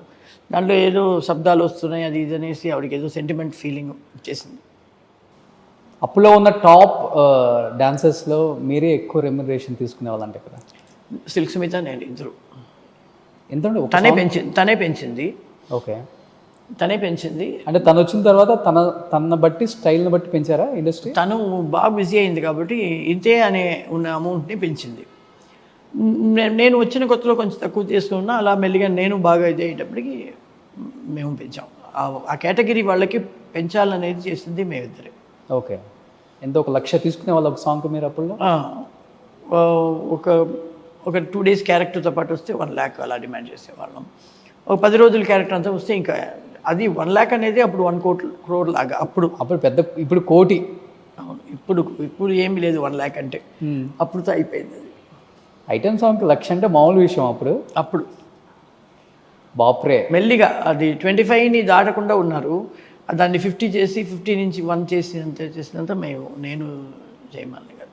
ఓకే, వాళ్ళకి ఎక్కువ ఉంటుంది, ఇంకా వాళ్ళకి ఎక్కువ ఉంటుంది. జయమాలిని, జ్యోతిలక్ష్మి వాళ్ళ పాపం తక్కువ తీసుకున్నారు అప్పుడు వచ్చేసి 25 అది మ్యాక్సిమంగా తీసుకున్నారు. 25-30 అనేది మ్యాక్సిమం ఒక సాంగ్కి. దాన్ని పగలగొట్టి మేము మీ ఇద్దరే ఇంక్రీజ్ చేసాం. లకారం వినిపిస్తేనే పాట. 50 చేసి 50 నుంచి 75 చేసి 70 నుంచి 1కి వచ్చాం. సో ఉన్న వాళ్ళల్లో మీరు అప్పుల్లో అంటే సిల్క్ స్మిత్ గారితో బాగా క్లోజ్గా ఉంటారు కదా? సో ఓన్ ఫ్యామిలీ లాగా. ఓకే, మా మంచి శాంతి వచ్చి చెల్లెల్లాగా, సిల్క్ వచ్చి ఫ్రెండ్ లాగా. ఎలా ఉండేది మీ ఇద్దరి మధ్య రిలేషన్, ఆ బాండింగ్? తను ఎవరి దగ్గర ఎక్కువ మనతో క్లోజ్ అయితే తప్పితే మాట్లాడదు. తన క్యారెక్టర్ లాంటిది సిల్క్ది. ఇప్పుడు నేను శాంతి అంతా చూస్తే ఏంటనయ్య బాగున్నావా అన్నయ్య, ఫ్యాన్ పెట్టనే ఏంటనే అలాగా మాట్లాడతాము అందరితో. తను ఎవరితో ఎక్కువ మింగిల్ అవ్వదు. తను ఎప్పుడూ చాలా రిజర్వ్డ్గా ఉన్నట్టు అనిపిస్తుంది. షాడో. మేము బాగా క్లోజ్గా మోయే వాళ్ళ దగ్గర తెలుసు, అయ్యో ఈ పాపం చాలా చిన్నపిల్ల అని మనకు అనిపిస్తుంది అని మాట్లాడేది. అది కొంచెం అలాంటి క్యారెక్టర్. తను చాలా బయట వాళ్ళకి చూస్తే చాలా పొగరు, చాలా ఇది అని అనిపిస్తుంది అమ్మాయిని చూస్తే. బట్ ఇప్పటికి కూడా సిల్క్ స్మిత్ గారు అంటే ఆమె డెత్ది మిస్టరీ అంటారమ్మా. మీ ఇద్దరు అంత మంచి ఫ్రెండ్స్ కదా, నిజంగా సిల్క్ స్మిత్ గారు సూసైడ్ చేసుకున్నారా లేకపోతే మర్డర్ చేశారా? తను ఎంత ఫ్రెండ్గా ఉన్నా కూడా చాలా పర్సనల్ మాట్లాడదు ఎవరి దగ్గర. ఇప్పుడు మీరు కొంచెంసేపు నాతో బాగా ఫ్రెండ్లీ అయిపోయారంటే ఒక కొడుకులా అనుకుని మీకు చెప్పేస్తాను నా కథని. తను అలా కాదు. మనం ఎంత ఫ్రెండ్లీగా ఉంటే కూడా తను ఎవరి దగ్గర చెప్పదు. ఇంకొకటి చనిపోవడానికి ముందు రోజు నైటు నాకు ఫోన్ చేసింది. ఓకే, అప్పుడంతా ల్యాండ్ లైనే కదా, ఈ మొబైల్స్ అంతా ఏం లేదు. తను ఏం చెప్పిందంటే, ఏం చేస్తున్నాము, సతీష్ బెంగళూరు నుంచి వస్తూ ఉన్నాడే కార్లో, ఎనీ టైం వచ్చేస్తాడు, ఇంట్లోనే ఉన్నాను, ఏం విషయం అంటే, నువ్వు కొంచెం రాగలుగుతావా ఇంటికి అని అడిగింది. ఏం చాలా అర్జెంటా, లేకపోతే రేపు మార్నింగ్ రానా, అభిని స్కూల్లో వదిలేసి వస్తాను అని చెప్తున్నాను. ఇప్పుడు రాలేవా, సతీష్ వస్తున్నాడా, ఎప్పుడు వస్తున్నాడు, నేను దగ్గర పడిపోయానని చెప్పాడు నాకు. శ్రీపరిమితులు ఎక్కడ ఉన్నాడు, అది వచ్చేస్తాను, చెప్పు రావాలంటే వస్తాను అంటే, సరే నువ్వు రేపు మార్నింగే రా, ఏం ప్రాబ్లం లేదు, రేపు మార్నింగ్ డెఫినెట్గా వస్తావు కదా, డెఫినెట్గా వస్తాను, ఇప్పుడు కావాలంటే కూడా వస్తాను, ఏం విషయం చెప్పు, లేదు పర్లేదు, నేను పని చూసుకో, రేపు మార్నింగ్ అభిని స్కూల్లో వదిలేసి రా అని చెప్పేసి పెట్టేసి, మార్నింగ్ అభిని రెడీ చేసేసి నేను స్నానం చేస్తూ ఉన్నాను. అప్పుడు మా ఆయన పిలుస్తున్నాడు, అను ఇక్కడ రా చూడు, ఫ్లాష్ న్యూస్లో సిల్క్ స్మిత చనిపోయినట్టు వస్తుంది అని. అది చూసి చాలా పెద్ద షాక్ నాకు. అయ్యో నేను పిలిచిందే, ఒకవేళ ఎల్లుంటే ఏదైనా మాట్లాడి ఉంటుందో ఏంటో, ఒకవేళ కొంచెం మైండ్ డిస్ట్రాక్ట్ అయి ఉంటుందేమో, ఎందుకు ఇలా చేసుకుంది అని నాకు అర్థం కాలేదు. నేను అక్కడికి వెళ్తున్నాను, శ్రీవిద్య గారు అప్పుడే అందరూ వెళ్తున్నాం. ఇంటికి వెళ్తే తను లేదు అక్కడ, తన బాడీని తీసుకెళ్ళి ఉన్నారు దీని పోస్ట్ మార్టంకి, విజయాలో తీసుకెళ్ళారని చెప్పి విజయకి నేను Srividya garu we rush to Vijaya hospital. You won't believe తన ఒళ్ళంటే ఎంతమందికి క్రేజు, తన బాడీ ఫేస్ అంటే ఒక నార్మల్ స్ట్రక్చర్లో నార్మల్గా పడుకోబెట్టి ఉన్నారు, ఈగలంతా ఉంది తన పైన. నేను శ్రీవిద్య గారు వెళ్ళడంతో ఎక్కడ ఎవరి దగ్గర బుక్ ఒకటి రిక్వెస్ట్ చేసుకుని నేను ఆవిడ కూర్చుని విసురుతూ ఉన్నాం తనకి ఈగలు రాకూడదు. సో అంత క్రేజ్ అయిన ఒక ఆర్టిస్టు లైఫ్ ఒక డెత్ తర్వాత ఏమి సిట్యువేషన్ ఏం స్టేజ్లో ఉంది అనేది ఆ రోజు చాలా బాధగా ఉండింది నాకు. శ్రీవిద్య గారు కూడా ఏడ్చేశారు బొమ్మని చాలా. సో తను ఎవరికి ఏం విషయం ఓపెన్గా మాట్లాడే టైప్ కాదు. ఇప్పుడు నేను శాంతి అక్క చెల్లెలాగా ఉంటే తన ప్రాబ్లమ్స్ తను నా దగ్గర చెప్తాను, నా ప్రాబ్లమ్స్ తనకు చెప్తాం అనేది ఉంటుంది. తిను ఎక్కువ మింగిల్ అవుతుంది కాబట్టి మన ప్రాబ్లమ్స్ కూడా ఎక్కువ తన దగ్గర చెప్పము, ఎందుకంటే తన ప్రాబ్లమ్స్ ఎక్కువ చెప్పు. ఒక ఫ్రెండ్లీగా మాట్లాడుతుంది బాగా, అది కొన్నానే అది చెప్తుంది తప్పితే ఇలాంటి ఒక బాధ ఉంది నాకు నా మనసులో అనేది తను ఎప్పుడు చెప్పలేదు, ఎవరికి నువ్వు చెప్పదు. అది క్యారెక్టర్ అలాంటిది. పెళ్ళైంది కదమ్మా అప్పటికి ఆమెకి? అప్పటికి అవ్వలేదు, తనకి అవ్వలేదు. చాలా ఎంగేజ్లో చనిపోయారు. నాకన్నా 4 years 5 years పెద్దది తనే పెద్దది. నాకు 14 years ఉండేటప్పుడు నేను మోహన పునగైన ఒక సినిమా చేస్తున్నాను. దాంట్లో శివాజీ గారితో ఒక 4 గర్ల్ ఫ్రెండ్స్ తిరుగుతూనే ఉంటారు ఎప్పుడు. ఆ క్యారెక్టర్ చేయడానికి తను వచ్చింది. తనకి అప్పుడే 18-19 ఏళ్ళు ఉంటుంది. ఈ రోజంతా వెయిట్ చేసిన రోజులు అంట ఆమె కోసం. ఆ కాల్ షీట్ అయిపోయాక ఆమె వచ్చే వరకు ఆగాల్సిందే అని. అవును, అలాంటి ఒక డ్రెస్ చేంజ్కి వెళ్తే 1.5 hour ముందు ఎవరన్నా తలుపు తట్టేస్తే ఇంకొక 1/2 hour లేట్ చేస్తుంది. అలా షీ వాస్ లైక్ చెప్పేస్తే వెళ్తుంది. 1.5 hourలో నేనే వచ్చేస్తాను, మీరు ఎవరు వచ్చి తలుపు తట్టబాకండి. వస్తుంది అడ్రస్ ఎవరన్నా తలుపు తట్టారంటే మళ్ళీ నేను 1/2 hour లేట్ చేసి వస్తాను. అలాగే చేస్తుంది. అందుకోసం అందరూ భయపడేవాళ్ళు తనకి. వెళ్ళి తలుపు తట్టారు. మేమంతా ఒక 45 minutesలో డ్రెస్ చేంజ్ చేసుకొని మేకప్ విగ్ హెయిర్ డ్రెస్ అన్నీ మార్చుకుని పరిగెత్తేసేవాడు. తను ఎప్పుడు 1.5 hour అన్ని మెల్లిగానే చేసుకొని వస్తుంది. ఒక ఓన్ స్టైల్ క్రియేట్ చేసుకోగలిగారు ఆ టైంలో. ఆ శారీ, బట్టలు, జ్యువెలరీ తనంతట ఓన్గా వచ్చింది అది, లేకపోతే డిజైనర్స్ ఇప్పుడే చాలామంది డిజైనర్స్ చూపించే డ్రెస్సులు. అప్పుడంతా డిజైనర్స్ అంతా ఏం లేదు. నేను ఒక రోజుకి 2 డ్రెస్సులు 3 డ్రెస్సులు వేసేదాన్ని షూటింగ్. అన్నీ డిజైనరే లేదు. మనం చెప్పేది డైరెక్టర్ గారికి వాళ్ళకి ఎలా కావాలి, ఇలా సాంగ్ ఉంటుంది అని మాట్లాడేసుకుని మనమే చెప్పేసి ఇలా చేసింది, ఈ ప్యాటర్న్లో చేయండి, ఆ ప్యాటర్న్లో మన కస్టమర్ మనతో ఉంటారు. వాళ్ళు గబగబా వచ్చేసి ఏం కలర్ కావాలమ్మా అన్నీ మన దగ్గర అడిగేసి వెళ్ళిపోయి వాళ్ళు పర్చేస్ చేసుకుని రెడీ చేసుకుని వచ్చేస్తారు. ఇప్పుడు చూసారంటే డిజైనర్ అంతా చాలా ప్రొసీజర్స్ మారిపోయి. సో ఫన్నీ అనిపిస్తుంది. ఓకే ట్రెండ్ కాబట్టి ఓకే ఫాలో అవ్వాలనిపిస్తుంది, ఇవన్నీ ఉంటాయి. But time waste, time killing అంతా.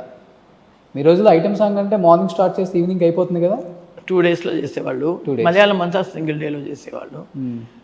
డేట్లు లేకపోతే ఆర్టిస్ట్ కాంబినేషన్స్ డేట్ లేకపోతే 1 dayలో. ఇప్పుడంతా ఐటమ్ సాంగ్ మేము అప్పుడంతా 100 shots 1 dayలో చేసేవాళ్ళం. 100 shots 2 రోజుల్లో 150 shots చేసేవాళ్ళం. ఇప్పుడు ఎక్కడ 4 days 5 days కదా. ఇంకా మానిటర్ కూడా ఉండదు. డైరెక్టర్ విజన్ చూసి అక్కడే కూర్చుని అక్కడే లేచి పరిగెత్తడం. ఇప్పుడు క్యారవాన్ అప్పుడు క్యారవాన్ అంతా ఏం లేదు కదా మాకు. అవుట్డోర్ వెళ్తే కూడా మన మేకప్ మ్యాన్, హెయిర్ డ్రెస్సర్, కాస్ట్యూమరు బెడ్షీట్లు ఎప్పుడు క్యారీ చేస్తారు. ఎక్కడ ఉన్నామో అక్కడే బెడ్షీట్ పెట్టుకుని వాళ్ళు వెనకాల నిల్చుంటారు, ఇలా నిల్చుంటారు, లోపల మేము డ్రెస్ చేసేస్తాం. అలాగే కదా చేసేవాళ్ళం కాస్ట్యూమర్. ఇప్పుడే క్యారవాన్స్ షార్ట్ అయ్యాక క్యారవాన్స్లో వెళ్ళి కూర్చునేది ఇప్పుడే స్టార్ట్ అయింది. అప్పుడు అక్కడంతా లేదు. షార్ట్ అక్కడ జరుగుతుంటే ఇక్కడ కూర్చొని కబుర్లు చెప్పుకుని ఒక ఫ్యాన్ మాత్రం అనుకుంటుంది, కబుర్లు చెప్పుకుని అందరు ఆర్టిస్టులు. We use to carry our own chair. ఆ చైర్లో వచ్చేసి మా పేర్లు ఉంటాయి. సో అందరూ వాళ్ళ చైర్లో కూర్చుని కబుర్లు చెప్పుకొని షార్ట్ అనురాధ గారికి షార్ట్ అంటే మేము వెళ్ళిపోతాం, వీళ్ళకి షార్ట్ అంటే వాళ్ళు వెళ్ళిపోతారు. ఇక్కడే ఎక్కడ షూటింగ్ జరుగుతుందో ఇక్కడ కూర్చునే వాళ్ళం. ఇప్పుడంతా ఎక్కడ షూటింగ్ జరిగితే అక్కడ వెళ్ళిపోతున్నారు క్యారవాన్కి షార్ట్ అవ్వగానే. అది అంతా చాలా మారిపోయింది. లైక్ ఇండస్ట్రీ అలా చేశారు కాబట్టి గోల్డెన్ యాక్ట్రెస్ మీరు. అంతా గోల్డెన్ డేస్, అదంతా గోల్డెన్ ఎరా. మీరు అందుకే అంత తక్కువ టైంలో అయినా అన్ని సినిమాలు చేయగలిగాం. ఇప్పుడంతా 10, 20, 30 సినిమాలు చేసేలోపు కథం. ఇండస్ట్రీ మారిపోయింది. మార్పు మంచికే. బాగా హెల్తీగానే మారింది. లైక్ ఇప్పుడు ముందులాగా ఇప్పుడు థియేటర్స్ అంతా మల్టీప్లెక్స్ వచ్చేసింది. ముందులా నార్మల్ థియేటర్స్ కాదు కదా. అన్నీ చేంజ్ ఉంటుంది కదా జీవితంలో, అన్ని మార్పులే. అనురాధ గారు సార్, బట్ మీ రోజుల్లో ఎంత హెల్తీ కాంపిటీషన్ ఉందో, ఏదన్నా కొంచెం తేడా వచ్చినా కానీ అంత స్ట్రాంగ్గా ఉంటారనమాట. మనం ఇలానే ఉండాలి, మనం మాట్లాడకూడదని.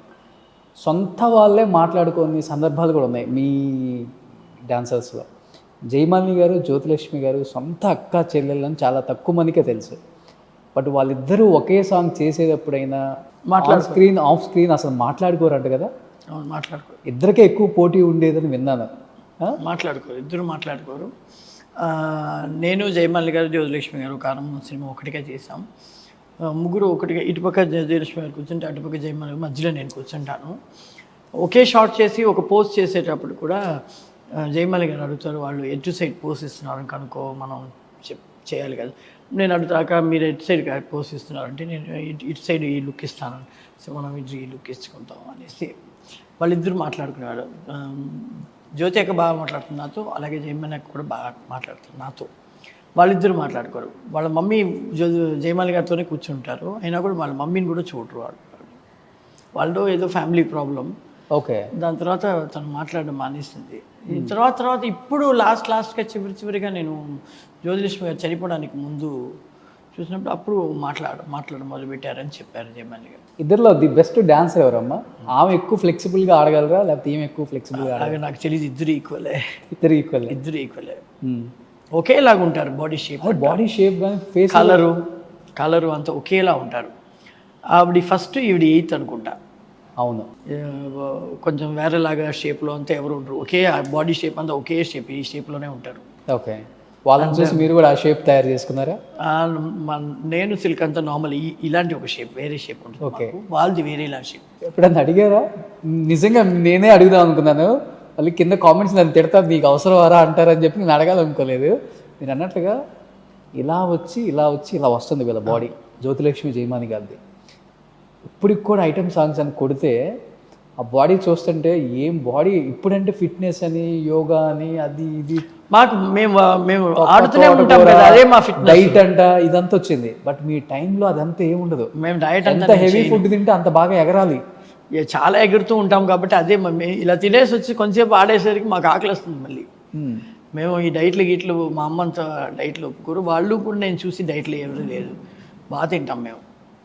బాగా చైనీస్ ఫుడ్ అది ఇది అని కొనుక్కుని ఏదో తింటూనే ఉంటాం తప్పితే డైట్ అంతా చేయము. ఎందుకంటే మేము ఆడుతూనే ఉంటాం కాబట్టి అదే మాకు పెద్ద ఎక్సర్సైజు. ఇప్పుడు ఒక జిమ్కి వెళ్ళాలి, వర్కౌట్ చేయాలి అనేదంతా అప్పుడు మన లేడీస్ పెద్దగా చేసినట్టు నాకు గుర్తులేదు. అందరూ యూస్ టు వర్క్ కాబట్టి అలాగే. ఏం చేయకుండా ఆ బాడీ షేప్ ఎలా మెయింటైన్ చేశారు మీరు అంతా అసలుకి అందత గారు? Like we use to work కదా, సో ఎలా ఆడుతూనే ఉంటాం కాబట్టి అది ఆ ఫ్లెక్సిబిలిటీను ప్లస్ వర్కౌట్ అది ఉంటూనే ఉంటుంది బాడీలో. ఇప్పటికి అలానే ఉన్నారు, కొంచెం బొద్దుగా ఉన్నారు కానీ ఇప్పటికి అలానే ఉన్నారు. ఫేస్ ఏం మారలేదు మీది. ఉంటే మంచిది. అభినయశ్రీ గారిని మిమ్మల్ని ఒక సాంగ్లో పెట్టి చేయొచ్చు కూడా, తల్లి కూతురు అన్నట్లుగా పోరాడతారేమో. నేను మధ్యలో బాగా లావ్ అయ్యాను, థైరాయిడ్ ప్రాబ్లం వచ్చి చాలా లావ్ అయ్యాను. మళ్ళీ థైరాయిడ్ ఉందనేది కనుక్కొని బ్లడ్ టెస్ట్ అది తీసిన, ట్యాబ్లెట్ తీసిన, మళ్ళీ నార్మల్ షేప్ వచ్చేసింది. చాలా సినిమా చేసిన పెద్ద విన్నర్ అని ఒక సినిమా చేశాను నార్మల్లో. సిద్ధార్థతో కూడా ఒక సినిమా చేసినప్పుడు కూడా లావుగా, అప్పుడు కూడా లావ్ అయి ఉన్నాను. అంత పెద్ద ఫేస్ ఉంటుంది. ఆట కన్నా లావు ఉన్నాను. ఆట అప్పుడు కొంచెం సగం తగ్గి ఉన్నాను, మళ్ళీ పాతలాగా. మీ అందరికీ అప్పుడు ఎంతమంది లవర్స్ ఉండేవాళ్ళు? జయమాలిని గారికి, జ్యోతిలక్ష్మి గారికి, మీకు, సిల్క్ స్మిత గారికి? మాకు లవ్ చేయడానికి రక్తంతో లెటర్స్ రాసేవాళ్ళు కదా. రక్తంలో లెటర్స్ వచ్చేది చాలా. నాకు అయితే అప్పుడు మనకి ఈ మొబైల్స్, ఈ మెసేజ్లు ఇవన్నీ లేదు కదా, సో అందరూ ఫ్యాన్స్ అంతా లెటర్స్ వేసేవాళ్ళు. 3 మూటలు 4 మూటలు ఎవ్రీడే తీసుకొచ్చి ఈ పోస్ట్ మ్యాన్ పెట్టేవారు. మనం అది చూడడానికి దానికోసం ఒక మనిషిని పెట్టి అదన్నీ చూసి అందరికీ రిప్లై అది చేయకపోతే బాధేస్తుందని. నేను సైన్ చేయడానికి నాకు టైం లేదు, ఎక్కడన్నా అవుట్డోర్లో ఇరుక్కుపోయారంటే నాకు ఒక రబ్బర్ స్టాంప్ నా సైన్ చేసి పెట్టి అది చేస్తే వాళ్ళు మాకు పంపించారు. ఫోటోలు ప్రింట్ చేస్తూనే ఉంటాం పెట్టి పంపించడానికి ఫ్యాన్స్కి. వాళ్ళు అడిగేవాళ్ళు క్వశ్చన్, మళ్ళీ సెకండ్ క్వశ్చన్, మేము అంత కష్టపడి మీకు లెటర్ రాస్తే మీరు సంతకం పెట్టలేరా, రబ్బర్ స్టాంప్ పెట్టి పంపిస్తారా అని. లేదు, మళ్ళీ దానికి ఒక జవాబు, లేదండి మేము అవుట్డోర్లో ఇరుక్కుపోయారు మ్యామ్, అందుకే మేము పంపించాము అని. సో అలా చాలా ఫ్యాన్స్ వస్తారు, లెటర్స్, బ్లడ్ లెటర్స్ అన్నీ ఉంటుంది. అక్క అని, తమ్ముడు అని, లవ్ చేస్తున్నామని చాలామంది ఉంటారు. మళ్ళీ చాలా ఎక్కువ. ఇక్కడే ఎంతమంది మనసు పారేసుకుంటున్నారు ఫ్యాన్స్. ఏ హీరోలు మాకే పని చేసేటప్పుడు లవ్ చేయడానికి టైం ఉండదు. ఏ హీరో ప్రపోజ్ చేయలేదా మీకు ఆ రోజుల్లో? అలాంటిది ఏం లేదు. Like we use to be, అందరు హీరోలు అందరూ చాలా బాగా ప్రేమగా మాట్లాడేవాళ్ళు. వర్క్ చేసేటప్పుడు అందరూ ఆర్టిస్టులతో చేశాను. సో హీరోస్ అంతా చాలా రెస్పెక్ట్, చాలా ఫ్రెండ్లీగా ఉంటారండి అందరూ. నాకు యాక్చువల్లీ రావు గోపాలరావు గారు ఉన్నారు కదా, ఆయన వచ్చేసి అమ్మకు పిలిచి, సరోజా నీ కూతురు సంపాదిస్తుంది, దీన్ని ఇలాగా ఎల్ఐసిలో అది ఈ పాలసీలో వెయ్యి, అన్నీ చాలా ఫ్రెండ్లీగా అన్నీ నేర్పిస్తారు. లైక్ చాలా అదే చెప్తున్నాను కదండి, అందరూ ఒకటిగా కూర్చునే బ్రేక్కి వాళ్ళ మేకప్ రూమ్ వెళ్తాం, ఫోన్ చేస్తాం, మళ్ళీ టచ్అప్ చేసుకుంటాం, వచ్చేస్తాం. సెట్కి వచ్చేస్తే అందరూ ఒకటిగానే కూర్చున్నాం. అక్కడ కమెడియన్స్ ఉంటారు, క్యారెక్టర్ చేసేవాళ్ళు ఉంటారు, హీరోస్ ఉంటారు, హీరోయిన్స్, మేము అందరూ ఒకటిగానే కలిసిమెలిసి ఉంటాం తప్పితే అలాంటి ఒక బ్యాడ్ లుక్తో మనతో మాట్లాడేవాళ్ళు కానీ చేసేవాళ్ళు అలాంటిది ఏం లేదు. సో ఇంతమంది హీరోస్తో కలిసి వర్క్ చేశారమ్మా, మీ కాంబినేషన్లో మీకు బాగా ఫ్లెక్సిబుల్, ఓకే నా బాడీ ఫ్లెక్సిబుల్, డాన్స్గా ఈ గ్రేస్ని తట్టుకోగల హీరో అంటే ఎవరు అనిపించారు మీకు? మనం వచ్చేసి ఒక ఆర్టిస్ట్తో చేస్తున్నాం అంటే ఒక డాన్సర్, మనకి అడ్జస్ట్ అయ్యే ఆర్టిస్టులు ఉండేవాళ్ళు, బెస్ట్గా ఉండే వాళ్ళతో చేయడం అలా కాదు. ఎలాంటి ఆర్టిస్టులు ఉన్నా మేము అడ్జస్ట్ అయ్యి చేసేస్తాం వాళ్ళతో. మీకు అర్థమైందా? కొంతమంది సూపర్గా ఆడేవాళ్ళు ఉంటారు. ఇప్పుడు చిరంజీవి గారు అంత తీస్తే సూపర్గా ఆడేవాళ్ళు ఉంటారు. కొంతమంది కొత్తగా వచ్చేవాళ్ళు డాన్స్ పెద్దగా తెలియదు, వాళ్ళతో కూడా మేము సాంగ్ చేసేటప్పుడు వాళ్ళకి ఏం వస్తుంది, దాంట్లో మేమేం బెస్ట్ చేసి వాళ్ళని బెస్ట్గా చూపించాలి అనేది వాళ్ళు చేపట్టుకునే మేమే తిరిగేయడం, వాళ్ళు ఊరికి చేపట్టుకోవడం, అదంతా అలా ఫ్లెక్సిబుల్ అయ్యి కలిసిమెలిసి వెళ్ళిపోతాం తప్పితే వీళ్ళు బెస్ట్ వాళ్ళు బెస్ట్ అనేది లేదు. అందరూ బెస్టే. వాళ్ళు పికప్ అయ్యి వచ్చేటప్పుడు అందరూ బెస్ట్గానే ఉంటారు. So I don't have any this thing like వీళ్ళే బెస్ట్ వాళ్ళే బెస్ట్ అని. బట్ ఏదైనా హీరో చెప్పున్నారా మీరు కొంచెం తగ్గించండి, ఫాస్ట్ నేను తట్టుకోలేకపోతున్నాను, అందుకోలేకపోతున్నాను చెప్పేవాళ్ళు ఉంటారు కదా. చిరంజీవి గారు చెప్తారు, రాధ గారి స్పీడ్ కొంచెం అందుకోలేము ఒక్కొక్కసారి అని చెప్తుంటారు. కృష్ణ గారు చెప్పారు 2-3 సార్లు అలా. నేను కృష్ణ గారితో చేసేటప్పుడంతా ఆయన వచ్చేసి చాలా టేక్స్ తీసుకోవడం అంతా చూడనే లేదు. ఒక రిహర్సల్ చేస్తారు, ఒక టేక్ చేస్తారు, వెళ్ళిపోతూనే ఉంటారు ఆయన. సో అలాగా మనకి లైక్ అలాగేమి లేదు. కృష్ణ గారి డాన్స్ స్టైల్కి మీ డాన్స్ స్టైల్కి చాలా డిఫరెన్స్ ఉంటుంది. లేదండి, ఆయన బాగా ఎంజాయ్ చేస్తారా? ఆయన మేనేజ్ చేసేస్తారండి. మనం అంత హెవీగా చేస్తే ఆయన దాన్ని తగినట్టు మ్యాచ్ చేసి వచ్చి మేనేజ్ చేసి అందంగా లాస్ట్ పోస్ట్ అంతా చాలా బాగా ఇస్తారు కృష్ణ గారు. ఆయనతో చాలా సినిమాలు చేశాను, శోభన్ బాబు గారితో, కృష్ణ గారితో, చిరంజీవి గారితో, మోహన్ బాబు గారితో, మన రాజేంద్ర ప్రసాద్తో, సుమన్తో, వీళ్ళంతా అప్పుడు టాప్ హీరోస్గా వీళ్ళందరితో చాలా సినిమాలు చేస్తున్నాం. అందరూ ఏదో ఒక రకంలో వాళ్ళు బెస్ట్ ఉంటారండి. వాళ్ళతో పాటు మనం బెస్ట్ చేసుకుంటూ వెళ్ళిపోవడమే తప్పితే ఎవరు ఒకరికొకరు తక్కువ అని మనం మాట్లాడాలి. కృష్ణ గారు చెప్తారంట, కొరియోగ్రాఫర్ చెప్తారంట కదా కృష్ణ గారితో వర్క్ చేసేటప్పుడు, కొంచెం ముందుండి మీరు వేస్తుంటే ఆయన వెనక నుంచి అది ఫాలో అప్ చేసేస్తారు. అలాగా నాకు ఎవరు చెప్పలేదు. మన పొజిషన్ ఇచ్చేది మనం చేస్తాము తప్పితే ఆయన చాలా ఒక్కసారి అయితే ఆయన కాలు తొక్కేస్తాను నేను లాస్ట్ పోస్ట్లో, టమాలని బాగా తొక్కేశాను. ఆ పోస్ట్ అయిన తర్వాత సారీ సార్ అంటుండే ఇట్స్ ఓకే అని వెళ్ళిపోయారు ఆయన. అసలు ఆయన ఈ అమ్మాయి పాపం తొక్కేసిందే పాపం సారీ అదంతా ఏం లేదు అని వెళ్ళిపోయారు. నాకైతే గడగడ అని గుండె కొట్టుకుంది, అయ్యో ఏంట్రా తొక్కేసామని టమాలను తొక్కాను, బాగా గట్టిగానే తొక్కేశాను బాబు. ఆయన అదంతా అలా చూస్తే నాకు శోభన్ బాబు గారితో చాలా సినిమాలు, ఆయన చాలా స్వీట్గా మాట్లాడుతారు. Hi dear how are you, come డార్లింగ్ షార్ట్కి వెళ్దాం అని అలాగే మాట్లాడతారు. ఆయన is very sweet person. Chiranjeevi garu కామెడీగా చేస్తారు. మోహన్ గారు ఏం అనరాదా షార్ట్ చేద్దామా దా అంటారు. అని నాకు మోహన్ బాబు గారికి కూడా చాలా ఇష్టం, చాలా సినిమాలు ఆయనతో కూడా చేశాను. బాలకృష్ణ గారితో ఒకే ఒక సినిమా చేశాను, ఒకే ఒక సాంగే చేశాను. అలాగే నాగార్జున గారి పిక్చర్లో ఒక సాంగ్ చేశాను, విక్రమ్లో ఫస్ట్ ఫిల్మ్. అవును, కానీ ఆయనతో కాంబినేషన్ లేదు, విలన్స్ వాళ్ళతో కాంబినేషన్లో. ఆయన సినిమాలో ఉన్నాను, ఫస్ట్ సినిమాలో ఉన్నాను. అది తప్పితే సుమన్తో చాలా సినిమాలు చేశాను, బాలకృష్ణ, భానుచంద్రతో చేశాను. భానుచంద్ర అన్నయ్య నాకు చిన్నప్పటి నుంచి ఆయన చూస్తున్నాను కాబట్టి నాకు చాలా స్వీట్ అన్నయ్య భానుచంద్ర. నాగేశ్వర గారితో 3-4 సినిమాలు చేశాను, సాంగ్ చేస్తున్నాను. ఆయన ఎంత బ్యూటిఫుల్గా ఆడతారండి, ఆడేది అంత చాలా దిద్దితే అంత చాలా అందంగా వేస్తారు. ఆయన డాన్స్ స్టైల్ తీసుకొచ్చింది ఆయన ఇండస్ట్రీకి, చాలా బ్యూటిఫుల్గా ఆడతారు ఆయన. నాకు చాలా ఇష్టం. నాగేశ్వర గారితో ఏదైనా మంచి మెమరబుల్ మూమెంట్ అంటే ఏమని చెప్తారు మేడం? ఆయన లైక్ డాన్సర్స్ లాగానే ఆయన చాలా, చంద్రమోహన్ గారిని మర్చిపోయాను, మురళీమోహన్ గారితో సినిమాలు చేశాను, చాలా సినిమాలు. ఈయన వచ్చేసి లైక్ బాడీ మెయింటైన్ చేయడం కానీ, నాగేశ్వర గారు స్లిమ్గా మెయింటైన్ అవ్వడం కానీ, ఆ స్వీట్ నవ్వు, ఆ ఎక్స్ప్రెషన్స్ అన్నీ చాలా క్యూట్గా ఉంటుంది. ఆయన ఏ మూమెంట్ చూపించినా ఆయన స్టైల్లో చాలా అందంగా ఆడతారు, క్యూట్గా ఉంటుంది ఆయన ఆడే దానికి. ఆయనతో 2-3 సినిమాలు, ఆయన చాలా సీనియర్ కాబట్టి, మనం జూనియర్ కాబట్టి, కానీ ఇదే లేకుండా ఆయన చాలా ఫ్రెండ్లీగానే పిలిచి కూడా ఆడేటప్పుడు కంఫర్టబుల్గానే ఉంటారు, అన్కంఫర్టబుల్గా ఎప్పుడూ లేదు. నాకు చాలా చంద్రమోహన్ గారితో హీరోయిన్గానే చేశాను, దాని తర్వాత సాంగ్స్ చేశాను, మురళీమోహన్ గారితో చేశాను, ఆయన సొంత సినిమాలో కూడా యాక్ట్ చేశాను. ఇంకా వెళ్తే విలన్స్ రావు గోపాలరావు గారు, మన సత్యనారాయణ గారు, ఈయన అల్లు రావులింగ్ గారితో చాలా సాంగ్స్ చేశాను, ఆయనతో షోస్ అంతా చేస్తున్నాను నేను. మేడం హీరోస్ అంటే ఓకే మేడం, ఎలాగైనా మేనేజ్ చేయొచ్చు. ఎస్పెషల్లీ ఇలాంటి క్యారెక్టర్ ఆర్టిస్టులు లేకపోతే కమిడియన్స్, అల్లు రామలింగ గారు లాంటి వాళ్ళతో, ఇలాంటి వాళ్ళతో వర్క్ చేసినప్పుడు ఎలా ఉంటుంది? ఆయన చాలా స్వీట్ అండి, చాలా స్వీట్. మనం ఏం చేసినా ఆయన ఎక్స్ప్రెషన్లో తీసుకొచ్చి ఆయన ఫినిష్ చేస్తారు, ఫినిష్ చాలా అందంగా ఫినిషింగ్ ఇస్తారు ఆయన. ఓకే, నాకు చాలా నచ్చిన ఆర్టిస్ట్ ఆయన రావు గోపాలరావు గారు. ఆయన ఇలాగే ఉంటారు, నవ్వడం కూడా పెద్ద ఇది ఉంటుంది. సత్యనారాయణ గారు ఎక్స్ప్రెషన్స్ ఎక్కువ ఇస్తారు, ఓకే, విలన్గా చేసి లాగడం కానీ చూడడం అని. రావు గోపాలరావు గారు చాలా ఆయన సైలెంట్గా ఉన్నట్టుంది, సైలెంట్ కిల్లర్స్ అంటారు కదా, అలా యాక్టింగ్లో ఆయన చేస్తారు. రావు గోపాల్ చాలా మంచి ఆయనండి. ఇప్పుడంటే గ్రీన్ మ్యాన్ నూతన్ ప్రసాద్ గారు కూడా నాకు చాలా, ఆయనకి యాక్సిడెంట్ అయినానికి ముందు చాలా సినిమాలు చేశాను. కాదు, ఇప్పుడంటే గ్రీన్ మ్యాట్స్ వచ్చాయి కాబట్టి దగ్గర నుంచి ఉన్న సీన్స్ కూడా, దూరం నుంచి ఉన్నాయి కూడా దగ్గరే చూపించే అవకాశం వచ్చింది చాలా సీజీ వర్క్లో. బట్ మీ రోజులు అలా కాదు, పట్టుకొని పిసికేయటమే. అలాగంటే చేసుకోవాలన్నా చూడండి, మేము వర్క్ చేసే చోట్ల ఇప్పటికైనా సరే అప్పటికైనా సరే ఒక 100 మంది ఉన్న చోట్లోనే మేము యాక్ట్ చేస్తున్నాం. 100 మంది చూస్తున్నారు మమ్మల్ని.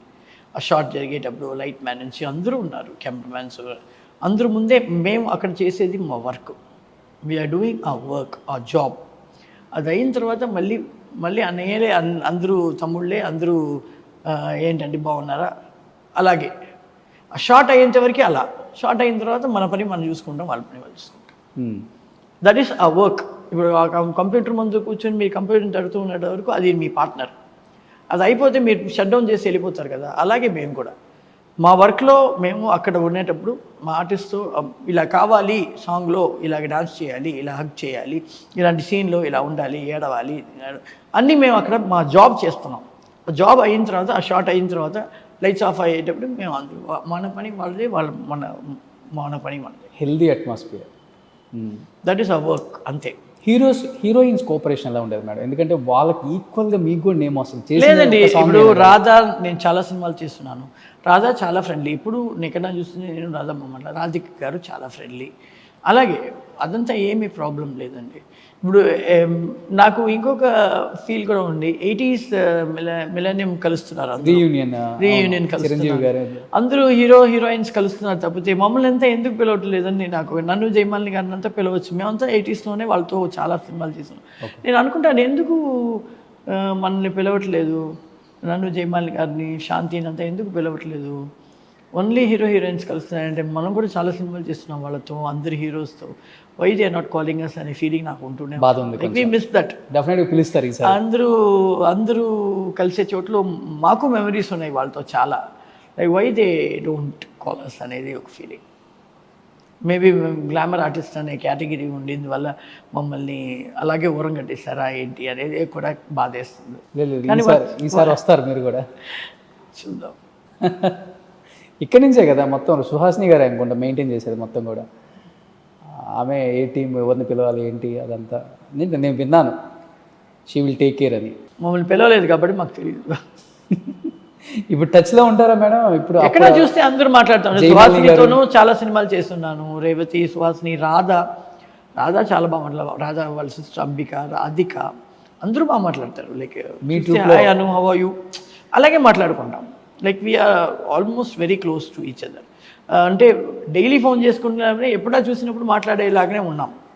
వాళ్ళ పనులు ఉంటాయి, ఎవ్రీడే మాట్లాడుతూనే ఆ ఫ్రెండ్షిప్లో వెళ్ళలేదు. Like we're busy in our own work. కానీ చూసినప్పుడు మాట్లాడుకుంటారు ఇలాంటి విషయాల్లో ఎందుకు అవాయిడ్ చేస్తారని మనకి తెలియదు. అది ఒక చిన్న బాధ ఉంది తప్పదే. Then avoiding us it's fine, okay. So ఆ టైంలో ఉన్న వాళ్ళలో మీరు జయమాలిని గారు ఉన్నారు ఇప్పుడు, విశ్వశాంతి గారు, శాంతి ఉంది. ఆమె హైదరాబాద్లో ఉంటున్నారు, మీ ఇద్దరు చెన్నైలో ఉన్నారు. మీ ఇద్దరు ర్యాపో ఎలా ఉంది మేడం, బాగుందా ఇప్పుడు? ఎప్పుడైనా ఫోన్ చేస్తే మాట్లాడతాం. Like she is busy with the son and our family. ఆవిడ మ్యారేజ్తో పాటు అలాగే fully she has like cinema industry వదిలేసి వెళ్ళిపోయారు ఫుల్గా జయమాలిని గారు. లైక్ షీఈ్ టోటలీ ఇండస్ట్రీ వద్దు అనేసి మానేశారు కదా. సో ఎప్పుడైనా ఫోన్ చేస్తే మీరు ఎలా ఉన్నారు, జ్యోతిమ ఉండేటప్పుడు అప్పుడప్పుడు ఆవిడ కూడా ఫోన్ చేసి నన్ను ఈ షోకి పిలిచారు, నువ్వు కూడా వస్తున్నావు అంట కదా, నువ్వు ఉంటావు కదా నాకు హెల్ప్ చేయడానికి అని లైక్ ఆవిడైతే అప్పుడప్పుడు ఫోన్ చేస్తూనే ఉంటారు. And like I miss her a lot. ఎందుకు మేడం తెలుగు సినిమాల్లో యాక్ట్ చేస్తా ఒకసారిగా తగ్గించేశారు? అంటే ఆఫర్స్ రాక, లేకపోతే? ఆఫర్స్ వస్తే చేస్తామండి వాళ్ళకి. నాకు ఒకవేళ నాకు తగ్గిన క్యారెక్టర్ పడలేదేమో, నన్ను పిలవలేదు, నేను చేయలేదు, అంతే. నన్ను పిలిస్తే ఎప్పుడు చేస్తాను, ఐ డోంట్ మైండ్. నాకు నన్ను పిలిచే వాళ్ళ దగ్గర నా పని అడగడంలో తప్పు లేదు. లైక్ వాళ్ళు మనల్ని మర్చిపోయారు అనేటప్పుడు పని అడిగి వేస్ట్. మనతో కాంటాక్ట్లో ఉండేటప్పుడు అడిగితే ఏదైనా వర్క్ ఉంటే చెప్పండి అయ్యా అంటే అది తప్పులేదు. మనల్ని ఫుల్గా అవాయిడ్ చేసేసారా ఏంటనేది తెలియదు కదా మనకి. మనమే ఫోన్ చేసి వాళ్ళని ఇబ్బంది పెట్టకూడదు, అది ఒకటి ఉంది.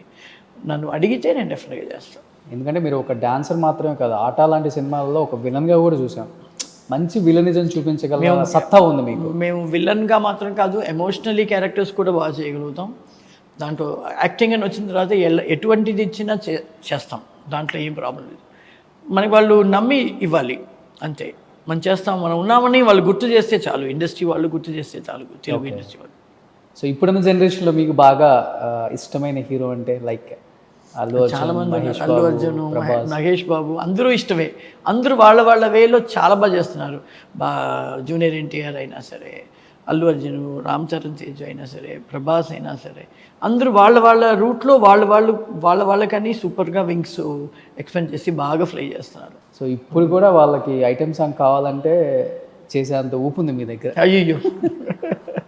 సో హెల్త్ పరంగా కంప్లీట్ ఆల్రెడీ కదా మేడం మీరు ఇప్పుడు? బాగుంది, నో ఇష్యూస్. అభినయ్ శ్రీ కన్నా మీరే బాగున్నారు. అవునా? తెలియదు. సో మీకైతే తెలుగులో చేయాలని ఉంది లోపల, అర్థమవుతుంది నాకు. ఎందుకంటే అక్కడి నుంచే కదా మన రూట్స్ బేస్ ఇంత పెద్దవాళ్ళని చేసింది మన ఇండస్ట్రీ అని. అన్నీ మనసులో మళ్ళీ చేస్తూనే ఉన్నాను నేను. ఏదో రకంగా క్యారెక్టర్స్ చేస్తూనే ఉన్నాను ఇక్కడంతా. మనం ఏలిన కొన్ని సంవత్సరాల ముందు ఏలిన ఇండస్ట్రీ అంతా మనల్ని వదిలేస్తున్నారా ఏంటనేది ఒక బాధ. బాధ తప్పితే ఇంకేం లేవు కదా మేడం పర్సనల్గా, ఫైనాన్షియల్ వైజ్? అలా స్మూత్గా వెళ్తూ ఉంది ఇప్పటి వరకు, దేవుడి దయ వల్ల. చూద్దాం ఎంతవరకు దేవుడు బాధ పెట్టాలన్నా, సంతోషం ఇవ్వాలన్నా, ఫైనాన్షియల్లీ బాగా పెట్టాలన్నా, బాగా పెట్టకుండా ఉన్నాను. ఏదైనా వాడు డిసైడ్ చేసేది, వాడు డిసైడ్ చేయనివ్వండి. దానికి తగినట్టు నేను వెళ్తూనే ఉంటాను. నేను దేనికి వెనకాడను, భయపడను. లేడీ ఏది వచ్చినా ఫేస్ చేస్తాను. జయలలిత గారి లాగా ఐరన్ లేడీ. సో ఇన్ని తరాల నుంచి ప్రేక్షకులు మిమ్మల్ని ఎంతగానో ప్రేమిస్తున్నా, వాళ్ళ కోసం ఒక 2 స్టెప్స్ ఏదన్నా, దట్టు డ్యాన్స్ స్టూడియోలో ఉన్నాం, ఆ స్ప్రింగ్ యాక్షన్స్ ఒక్కసారి చూడాలని అందరికీ ఒక్కసారి ప్లీజ్, ఇప్పుడున్న యూత్కి కూడా మీ టాలెంట్ ఏంటో ఒకసారి తెలియాలని. డాన్స్ చేయాలి. Yes please. దాదాపు 700 పైగా సినిమాలు చేసిన అనురాధ గారు. సో ఐటమ్ సాంగ్కి పెట్టింది పేరు ఆ రోజుల్లో. ఒక 2 జనరేషన్స్ని తన బాడీలోని ఫ్లెక్సిబిలిటీతో తన ఫ్యాన్స్ని మత్తెక్కించి కవ్వించిన Anuradha garu. So she with me. I'm so happy to see again ఇక్కడ అవును అలా చోట నాకు చాలా హ్యాపీ అనిపించింది. ఈ పక్కనే చిరంజీవి గారు, బాలకృష్ణ గారు, నాగార్జున గారు, నాగేశ్వరరావు గారు, ఇంతమంది కలిసి యాక్ట్ చేశారు కదా, మోహన్ బాబు గారు. అండ్ ఇక్కడ కూడా ఎంతోమంది స్టార్స్ యాక్ట్ చేశారు, రజనీకాంత్ గారు, కమల్ హాసన్ గారు. మరి ఇలాంటి ఒక అందాల భావ పక్కన నేను ఒక చిన్న స్టెప్ వేసే అవకాశం అయితే రావాలని కోరుకున్నాను. కాబట్టి ఎస్ వచ్చేసాను. ఇంకా ఆలస్యం చేయకుండా ఇప్పుడున్న హీరోయిన్స్కి ఏమాత్రం తగ్గకుండా అంత గ్రేస్తో డ్యాన్స్ చేసే సత్తా అనురాధ గారి దగ్గర ఉంది. So let's play the song. Okay.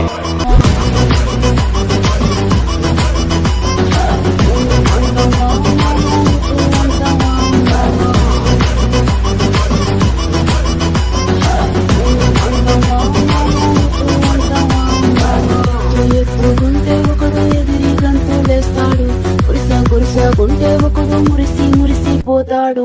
ఎత్తు కాదు కురుస కాదు నీకో సత్యం చెబుతాను అందిన ద్రాక్ష తీపి నీకు నీ మగుద్దే వంగడు బుద్ధి అంటావా అంటావా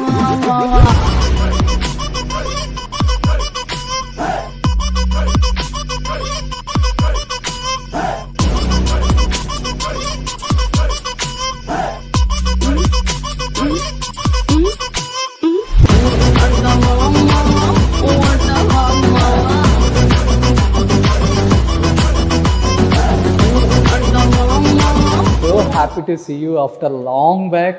సో సేమ్ క్రేజ్ ఏ మాత్రం తగ్గలేదు, స్ప్రింగ్స్ అన్నీ అలానే ఉన్నాయి. సో నిజంగా తెలుగులో ఎంతో ఇష్టమైన ఒక యాక్ట్రెస్ అని చెప్పుకోవచ్చు అనురాధ గారు.